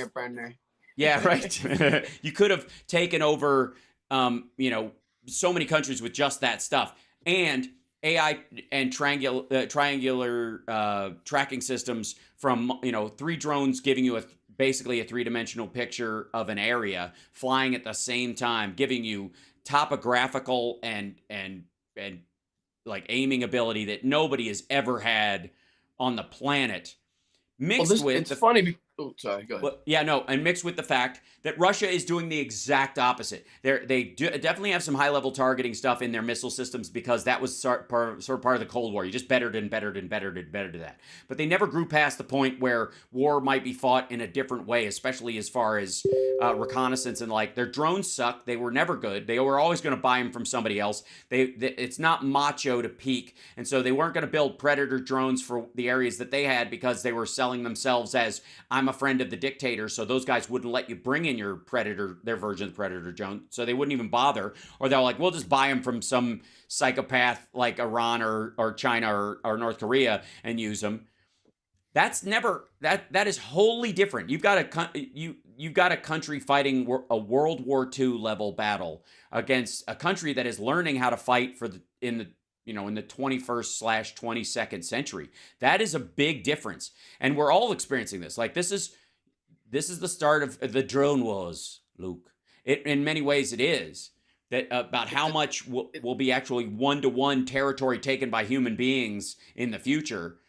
This is the start of the look of what that would be like. And the Ukrainians are on top of it, man. They're doing it on the cheap. They're doing it strategically. They're gaining way more. They've taken 250 square kilometers, and not just summer. in the air, not just in the air, the sea drones. Yes, the drones that they've developed for naval. I mean, Ukraine does not have a navy; it has a coast guard. That's but right. They've taken out, battleships, warships. They sunk the Moskva. Right. Basically guidance torpedoes that you can set off like a dinghy or a canoe. And it's a crazy war, though. I mean, to see such conventional fighting on one hand, and then such advanced technological weapon systems also being used. I mean, when you have weapon systems from Katyusha rockets to, the most advanced drone systems, and like you were just saying, the satellite imagery that you can do now. And I mean, it's wild to see, T-54s and T-50. I mean, at the same time as you're seeing just the most advanced weapon systems known to man right now actually being, developed as we go along. Right. And John, after the break, we're going to take a break right now. Johnny Million's going to have questions for Phil after we come back from our chat room. We've been farming them. But I'm fascinated about the fact that after Ukraine took Robotyne as they're headed towards breaking the land bridge, they flanked and went to Verbov. They're heading in that direction because they've basically head faked the Russians, and they're taking huge territory. We'll be back right after this. Dude, The fact that they got through the Surovikin line so easy, was pretty astonishing to me. Mm-hmm. I don't know if it was easy, but yeah, I take your Well, point. I mean, as fast Comparatively. time wise, I mean, not fighting Comparatively. but it was Yeah. they had the 82nd against, from what I was reading, not the greatest Russian soldiers defending that area. You know what I mean? Mm-hmm. Let's see, hold on. But the 82nd is they're doing some work, man. Yeah. Yeah, and one of their better units. Yeah, they've and towards. I mean, if you guys go to deepstatemap.live, yep, you can see they update it like all the. I mean, it's constantly being updated, and it's a great spot. Yeah, the break towards Verbov is what I was surprising, and the funny thing is, if you pull, you could tell that they moved everybody that they had in the area to put them between Robotnia and Tokmak. They just shuffled everybody around. Like, everybody just, like, make a human wall, right? And so the Ukrainians went, all right, well, we'll just punch a hole this way. We'll just take more land that way since you emptied it out. And you didn't bother to mine it, it turns out, because you thought you definitely thought, if I had limited resources, where would I go? I'll go to the shortest path. All right, well, we'll trick you into thinking we're going to the shortest path, and then zing, head back towards, and it may be a double, like I said, a double 60 head seconds. fake, a juke, as they were, and then. Phil, did you see Kadyrov's video about the U.S. sanctioning his wife? Yeah. Oh, he is high as a kite in that. Mm-hmm. Yeah. He couldn't even open his eyes. Mm-hmm. He's scared too. I think he's he thinks high? he's next after Prigozhin. Well, or drunk. We'll see. Yeah, that's the thing. He's a known opioid addict. Yeah. Okay. There's plenty of scuttlebutt that he likes his he chases the dragon. Wow. How very Johnny Depp in From Hell. You can see his eyes are always like really pinned. His pupils are really pinned. Right. Mm-hmm. Oddly, Trump has a similar. He has the inverse. He has. I'm surprised we haven't heard more from that. Honestly. I'm starting to understand why I don't have as much time to talk during my segments, because Devin's bumpers are 3 minutes long. You want a quick promo, Hal? You got a quick promo, Hal. Welcome back to the Hellsparks Radio program. Megaworldwide, Chicago's first talk WCPT. Woo! Yeah! See, that's how you do it. They know what they're doing. There are, there's a lot of attention being put on the Robotnia area because of the breakthroughs there. And interestingly enough, there's a ton of activity in 3 other areas by my count that is scary close to them. The Ukrainians have done strike forces through, but are breaking the line of the ground taken in 2014 near Ormykalivka, headed towards Donetsk on the way from Hostra and Kronoshgorivka, and then Avdiivka, which is near Yatsinvata. I'm doing all right. It's not too bad. Avdiivka seen some. They've been in it for a while now. That area. Yep. Yeah, big tank battle. Mm-hmm. There and then 2 months ago. And then, I mean, by comparison, Bakhmut is relatively quiet compared to that. So it seems like the drawdown has sort of like they've just needed to move troops. The Russians have just decided to move troops down because they think they see what the play is in the south to cut off Crimea, and they realize that if that happens, it's checkmate. And so they're just throwing everything behind there. And if I was just going to ask you, do you think the Russians have a last line where it's like, okay, if they get to this point, we really have to, do something, or are we already past that, you think? I think it will when the Ukrainians are able to actually apply fire to the land bridge, that'll be one thing. But if the Ukrainian and that will be significant, but if the Ukrainians are actually able to push to the sea and break the land bridge, then the Russians will be apoplectic. That's They'll when the lose panic their starts. minds. They'll lose their minds because for the first time, it'll be undeniable that they very well may lose Crimea. And I mean, that's Crimea, that's the cornerstone of their sense of empire. That's Catherine the Great. Yeah, I think that's a contemporary. Yeah. That's a contemporary of the Sons of Liberty: George Washington, Thomas Jefferson, Benjamin Franklin. Right. It's like losing Virginia did for empire. Right. Yeah. And I mean, it'll be shouldn't have given it away in the first place. Here's what I will here's what I will say in terms of like, that I think it's a foregone conclusion. I think if there's ever any situation where both sides go to the table and Russia's on its heels and has to make a deal like everybody talks about, they lose Crimea. And Russians know it. That's going to be the trade point, that the Ukrainians that's going to be their foot stomp moment, and they're absolutely right to do it. It was taken illegally, and it's to get access to natural resources they don't deserve. That's where Russia wanted it, because 225 miles off the coast, you get natural gas leases. That's a bunch of other stuff. Yeah, and also Sevastopol is incredibly important to them. Right. Say that happens. It's a fourth of their entire navy. Right. Like if they do come to the table, what is Ukraine? Like what area of Ukraine are they most likely to barter with, so to speak, if they were to come to the table? Because obviously Russia, they're gonna have to feel like they got something out of it. You know what I mean? Like they want to save face at some point to do. So I just there's got to be some sort of give and take, obviously, which is what the negotiations would be all about. So I'm just curious what. And what worries me is that it's going to be Mariupol. But talking to people here, if Zelensky gives up Mariupol, he'll lose the next election and the support of the people. If there is an election in 2024, which is an if, because under martial law, which is legal and was adopted and is the Brits all did legit. It's I mean, you can't the idea that they'd be able to even and also when it comes to things like the election, what are you going to do about the occupied territory?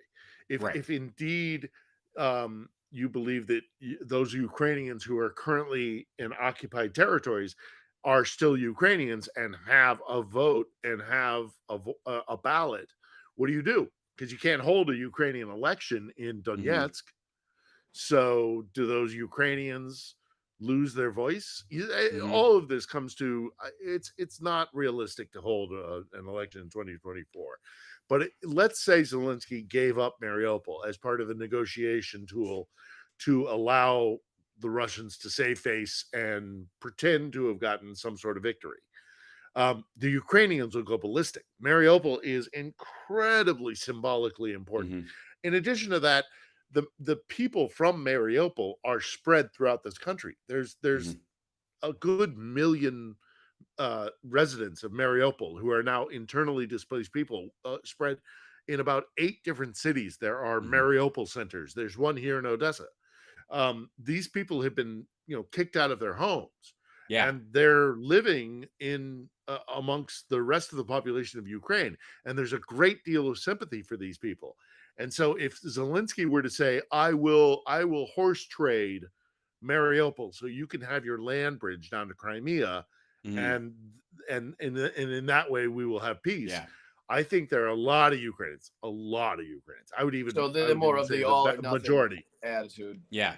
Well, I'm afraid so.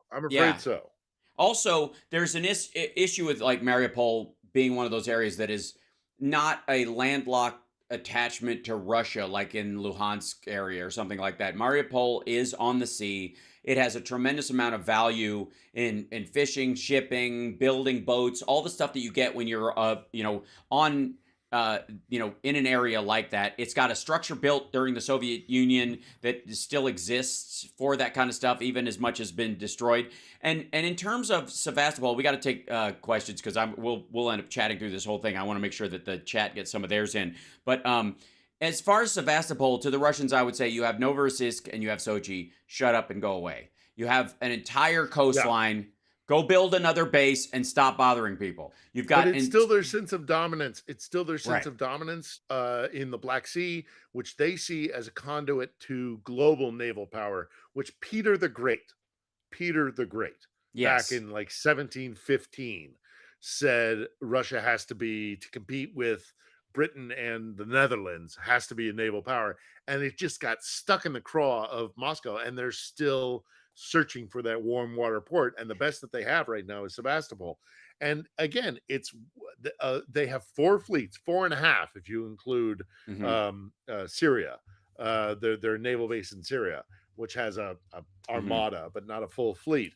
And so, so their Arctic, so they have the Arctic fleet, they have the Baltic fleet, and they have the Black Sea fleet, and then the Far East in Vladivostok. Right. The Baltic fleet right now is living in a NATO lake because now Finland is part of NATO. So they're blocked in there. And if they lose Crimea and Sevastopol, they lose their fleet, their Black Sea fleet. That's half their entire naval force in one fell swoop. There's no way that Vladimir Putin survives that. No way whatsoever. Here's the other issue that I think they have, and that that it is gonna be a dead ender in this as well. Is that all this stuff? Like, obviously there are issues with Georgia and Chechnya and Ukraine being one thing, but that aspect, Sevastopol and the fleet being where it is, and the building of their fleet being where it is. So they start there, even if they're deep sea fleets and they go out, they start there. For the most part, there's a northern port thing where they build their nuclear subs, but the ships get built largely down there, and they have to reach the outside world through Turkey. They go through the waters. And that means Erdogan has to know that at some point, if they think Sevastopol is important, which is, I mean, again, they have 9 different options for building ships elsewhere and doing other stuff. There's a lot of coastline. There's only one through point that you need control of to get your ships to sea. That's through Turkey. And so the idea that Turkey's going to either be a puppet state or get broomed out entirely, like they moved the Turks that were originally on the Crimean Peninsula. I mean, that's where they fled to, right? They were Turkish people. Well, they historically, they spent the better part of the 18th and the 19th century trying to push down into Istanbul, basically, to try and control the Bosphorus. Right. And they failed. They failed horribly. Constantinople, man. They're not gonna, if they couldn't do it then, they're not going to do it now. No, but the idea is that nobody thought. Well, I don't think nobody thought. Everybody was sort of surprised that they attacked Chechnya and Georgia and Ukraine the way that they did, and that he's been talking about this expansion into the Ruski Mir and all that crap. It's world domination, Dr. Evil level stuff that everybody would have poo-pooed maybe 15 years ago, at the height of the Iraq War, or even in the 90s. It's ridiculous. Who's going to bring that up? Even more recent than that. Like I said, Solyevov, he's got a video of talking about how it would be ridiculous for Russia to enter into a war with Ukraine. That was probably, a year or two before they entered into Crimea or something like that. Now look at how that's flipped. I mean, that also could have been a propaganda head. That also could have been a propaganda head fake. Because I wouldn't trust that guy. But we got a couple minutes. Before we have to take a break, let's grab a question at least before. Yeah, this one's from Ed's 3D Tech.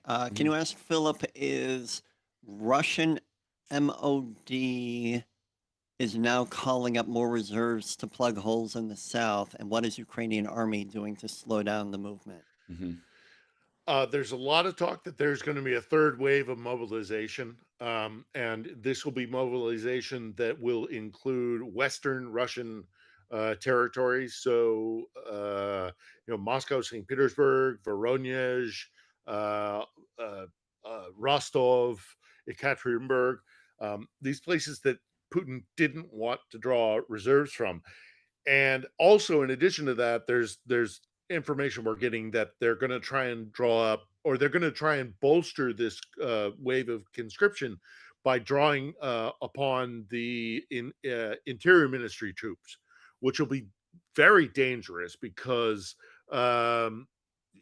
that means that there are going to be the guys that go and crack skulls when Russians protest.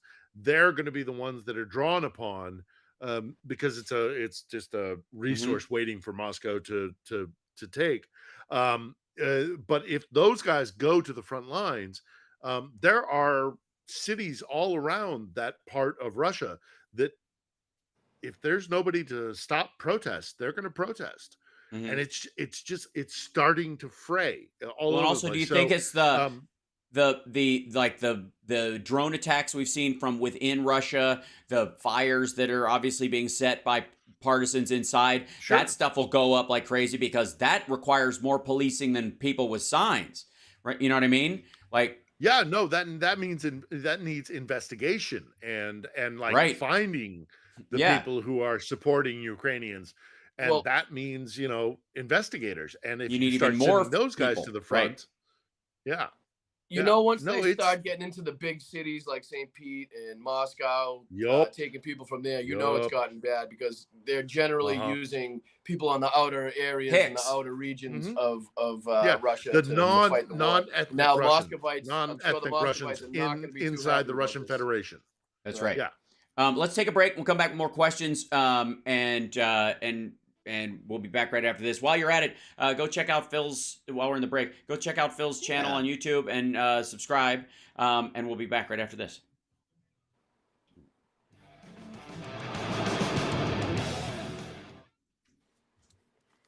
So yesterday, 470 KIA, 23 tanks, 23 artillery systems, 33 fuel trucks.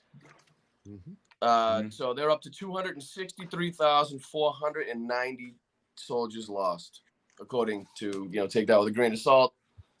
But I mean, just the tanks alone, that's, roughly, depending on what type of tanks they are, let's say between 100 and 115 million dollars. The artillery systems, obviously, depending on what type they are, around 50 million. The vehicles, which have now started using civilian trucks to transport things, around $400,000 or there. So, I mean, I don't know how long they can sustain. Coming back in 20. Thank you. They can't. Right. I mean, even if you have those numbers, you know what I mean? Yep. Hold on one second. I want to bring up the fact that Bill Richardson has died. He, our UN ambassador, former UN ambassador, New Mexico governor.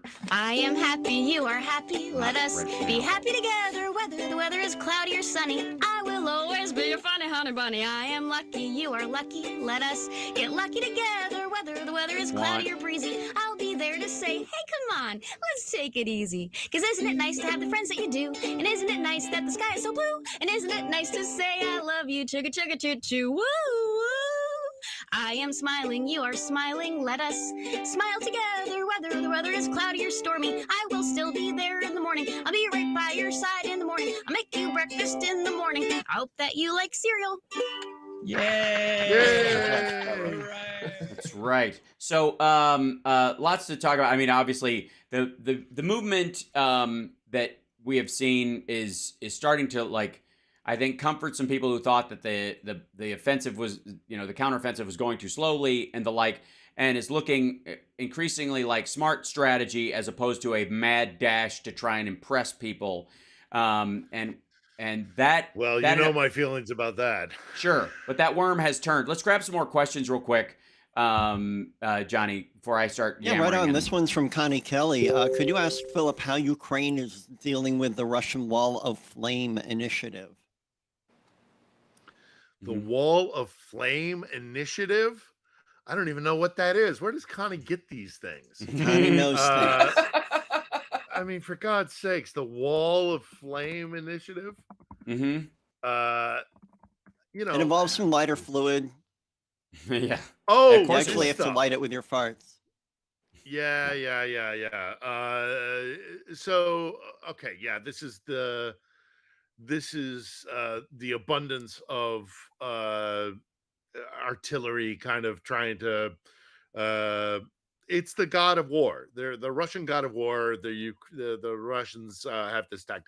I mean, it's the same thing. It's just the Russian military. Where does gobbledygook? it's just so their it's tactics so never change.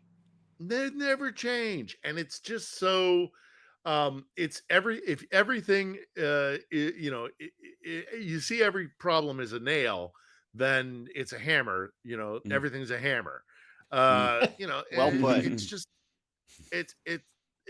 they really, what amazes me is that the Russian reliance on artillery is, it doesn't do the job.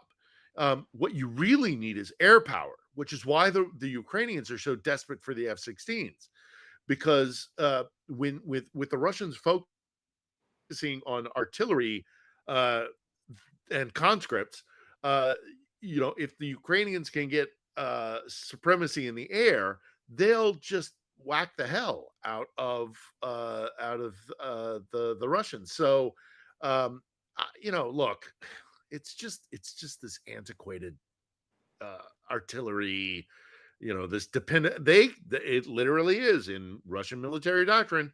It's literally called the god of war. Artillery is the god of war. Once you're taking tanks and stuff out of museums, and you're literally using Katyusha rockets like as weapons that you need to defend yourself, I think you've already lost the plot. And when you have a T-90 tank and it actually exists, and you're pulling ones out that are in single digits because you're running out of them, not double digits, not even low double digits, single digits. Tanks, yeah, it's a mess. And by the way, I don't doubt for a second that one of the reasons they pulled these things out is to be basically bait for artillery, because tanks look like tanks for the most part from the air. So you just send some like new recruits out, give them a couple of minutes experience in a tank, and tell them to drive it in one direction and basically just draw fire.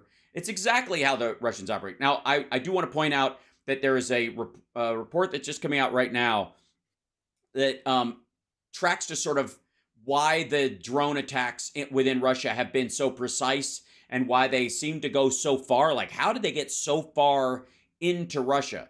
Well, there are reports coming out now that are related to the attack at Peskov that the Ukrainians may indeed have a base inside Russian territory now, inside Russia, not just the area taken before, but an actual military base. Are we talking Russian partisans or Russian or Ukrainian military? They're not they're not saying / they don't know, or they're it doesn't quite matter, but it's identified as basically Russian held territory inside there. That, and I'm sure it moves. It's like a moving base, that idea, but they've got one. And there's so much dead area. Ukrainian military, somebody in the area has got to know that, which means other people are probably involved in this thing. You know what I mean?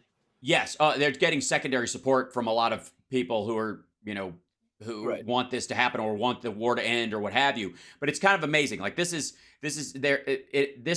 British intelligence is reporting, along with some kind of Ukrainian experts, and that the explanation seems to be, and the chatter seems to be, that the Ukrainians have seized some chunk, like some dude's farm or some equivalent therein, and have set up base there.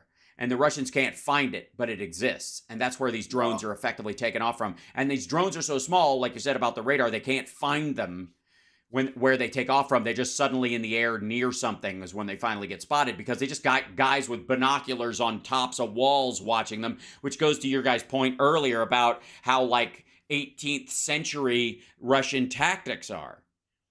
This is amazing. Like, let's grab another question before we jump in. I just want to interject this one's that. From Wendy S. Does Philip think Russia will move to invade Poland? No. They're going to rattle their saber about that, and they're going to. I mean, historically, Poland for a good length of its history was part of the Russian Empire, but now they're NATO member states, and I would expect them to go after the Baltics before they go after Poland. The Baltics are far more susceptible to Russian attack than Poland is. But again, this is still how can they possibly think about expanding? It's crazy conflict? talk. Yeah, no, it's crazy talk. They can't beat the Ukrainians, albeit with massive NATO support. But if they initiate, to open up another front, they would be initiate Article disastrous. 5, it's over. It's done. Yeah. It's Yeah. done. Also, so no, they're not going to attack Poland. Real quick. And if they do, it's over. Real quick, there's a report that another sea drone has hit the Kerch Bridge today, just now or recently. The world's most dangerous bridge. Right.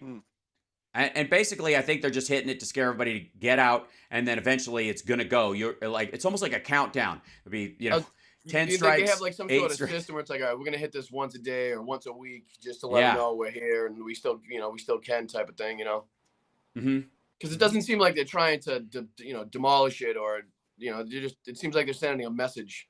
Well, I think they can't quite fully demolish it, but what they can do is make it unstable for rail traffic, which is what its value as a military target is, and then they can destabilize the surface of it for cars going across to get it down to limited traffic, meaning all the car traffic should just be going out.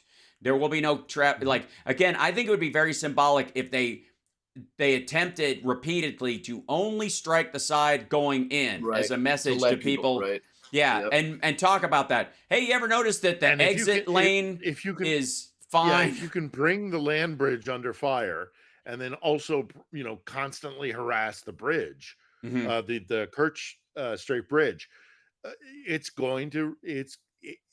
the Russians have to get to a point where they really do start to think they can lose Crimea. Well, if they do it, when like I was just saying, I mean, that would show at least a side of humanism. You know what I mean? To say, okay, we're going to attack the rail side. We're still going to let you people get out of here. We're not going to trap you in there and lock you in there. If you want to get out, get the hell out. This is what we're doing. But we're not letting any more supplies or ammunition or weapons or people or soldiers coming in. That's all. Yeah, my big question is, when is the European Union going to stop issuing tourist visas to Russians? If they want asylum visas, they can apply for one. Now, part of it might be is, how do you escape? If you apply for an asylum one and you're denied, you're dead. And they don't want, dead partisan Russians who would like to get out and then reform the country, might be good for it later, to go back with a bad taste in their mouth about Europe, or to not be able to, return at all because they've fallen out of a window.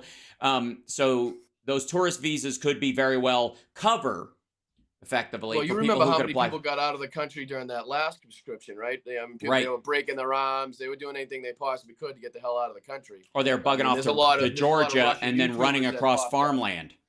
Right. There's a lot of YouTubers that popped up from Russia after that that started their channels to kind of get the word out a little bit. And Russia is actually still trying to shut them down. Not them, but from anybody from seeing their broadcast. Basically, if you were to... But I guess VPNs are a way around it and stuff. That's what Russia's trying to do. They're trying to crack down on anybody that got out and now is trying to, there's a couple of Russian dudes I follow who are, vloggers that talk about stuff there. And they'll tell you about the people who they're hanging out with there. It's pretty fascinating. Speaking of fascinating vlogs, please follow Boston Brian and Phil on all their social medias and the like. And Johnny Million is, of course, on Twitch at It's Johnny Million. You should get his watch hours up. Everybody listen, just put his musical stuff on in the background. Oh, thank you guys so much for 1,200 subscribers. It's a lot of the people in the chat. And I couldn't appreciate you guys anymore. You are all amazing people. So thank you. But the same thing with watch hours. That's tough. It's so many watch hours they give you that you need. You know what I mean? Oh, man. And same thing with Phil. Check out his vlogs on YouTube as well. We're right down at the bottom of the show, so we wouldn't be able to grab another question. And we're jumping through so many technological hoops. I don't want to press our luck with the internet gods. I would like to leave it on this, and we didn't have a happy ending per se, because Bill Richardson has passed away, the former New Mexico governor and Democrat and UN ambassador, who great diplomat, one of the people who helped get Brittany Griner home. He actually has his center that he created is about getting Americans home who are kept abroad, either unlawfully detained or detained beyond yeah, it is really sad, but he left a great legacy behind him, and that's the upside of it in that regard. And the other thing is, we don't have time. Thanks so much, Chicago. We love you. This is the House Sparks Radio program, Mega Worldwide. We're on every Saturday. Philip Ittner joins us for updates from Ukraine. Boston Brian joining us today. It was a great time. And Johnny Million, again, it's Johnny Million on Twitch. Follow him. Subscribe. That's the important part. Subscribe. It's September. You can do it. We'll see you later. Thanks, Chicago. Bye. Bye-bye.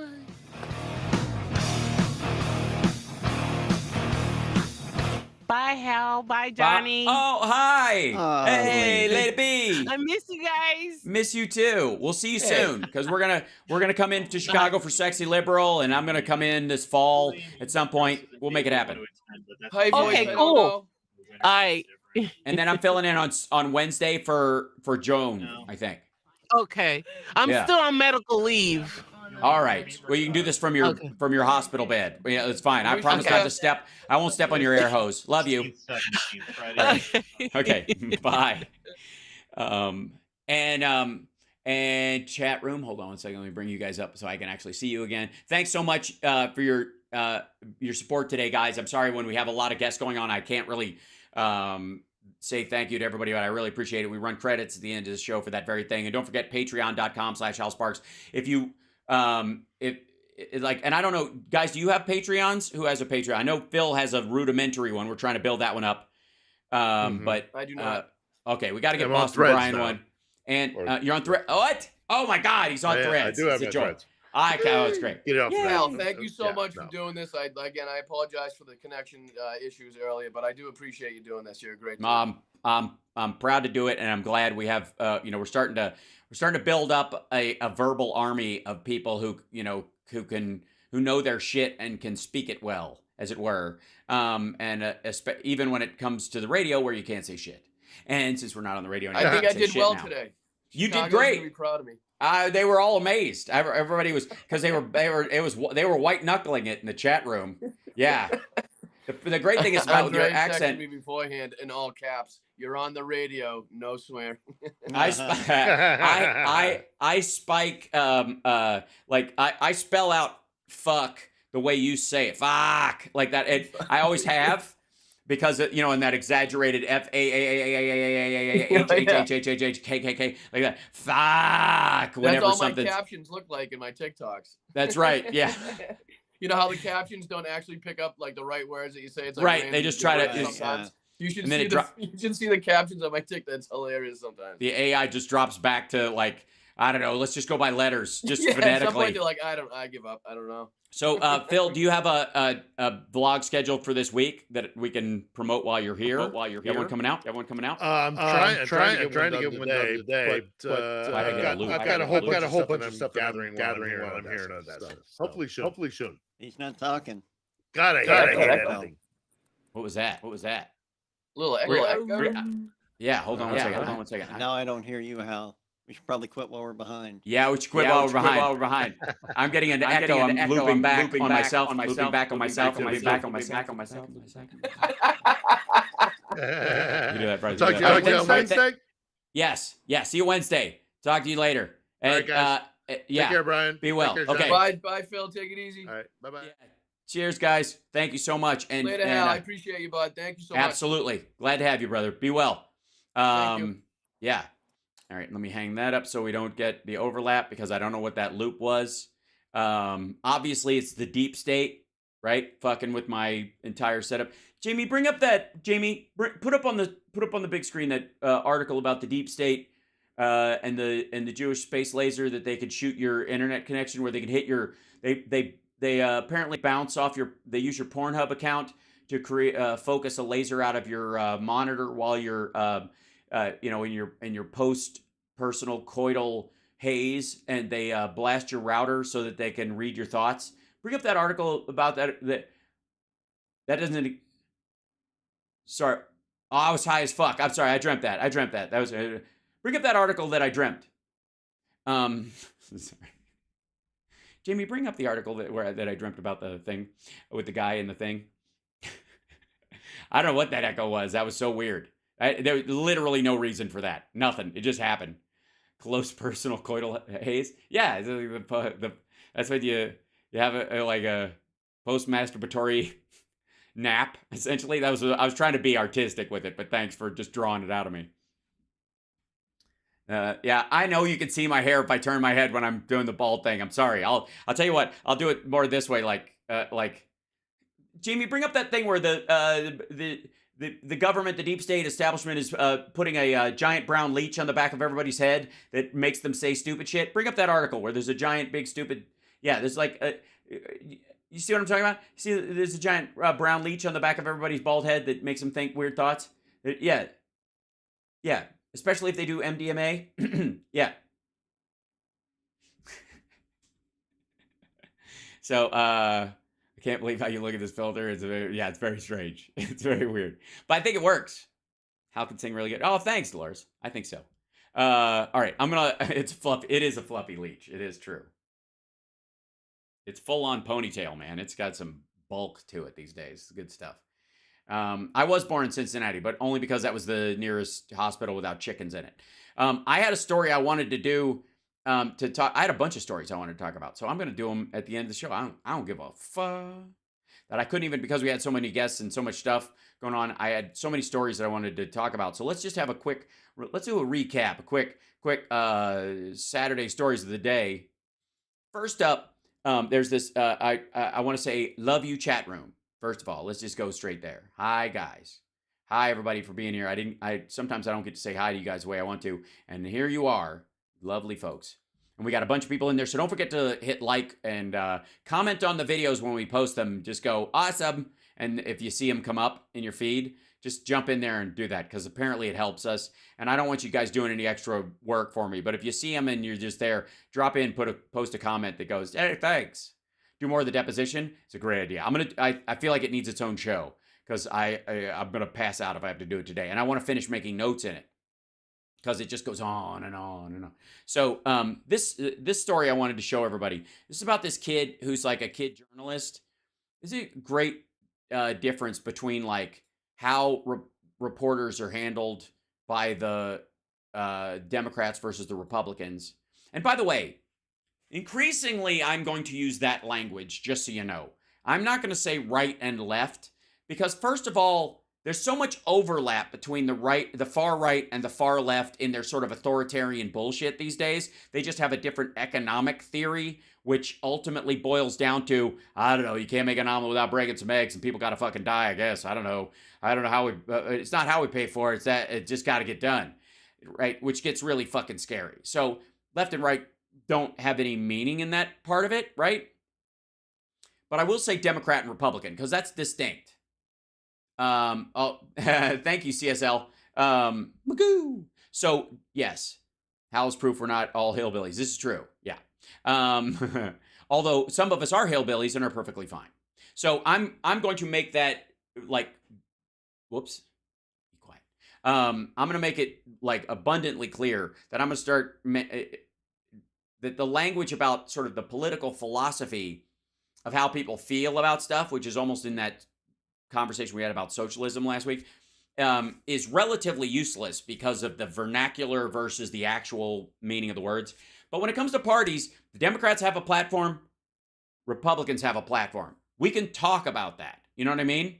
Like, this is a group of people who meet together as a party and make distinguishing characteristics of their party part of their platform, and they talk about it, right? Cool. So, yeah, facts versus feelings. This would be the fact part. So, this is how Republicans and Democrats handle reporters very differently. And one of them is, there's this kid who asks pretty tough questions, sorry. And one of his questions of Ron DeSantis went viral. He said, do you believe that Trump violated the peaceful transfer of power, a key principle of American democracy that we must uphold? Okay, that sentence set off the right. And they're like, this kid's a plan. He's a monster. He's got to be stopped. As if that's a controversial thing. The peaceful transfer of power is a key principle of American democracy that must be upheld. And the fact that they would attack anybody over that statement just shows how far down the fucking Trump butthole they have gone. DeSantis,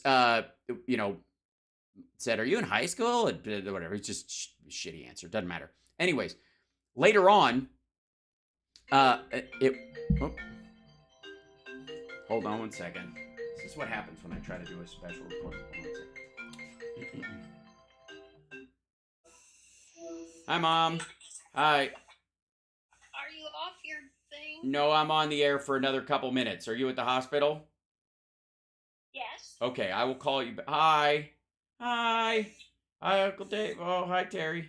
Love you. Let me call you back in a couple minutes.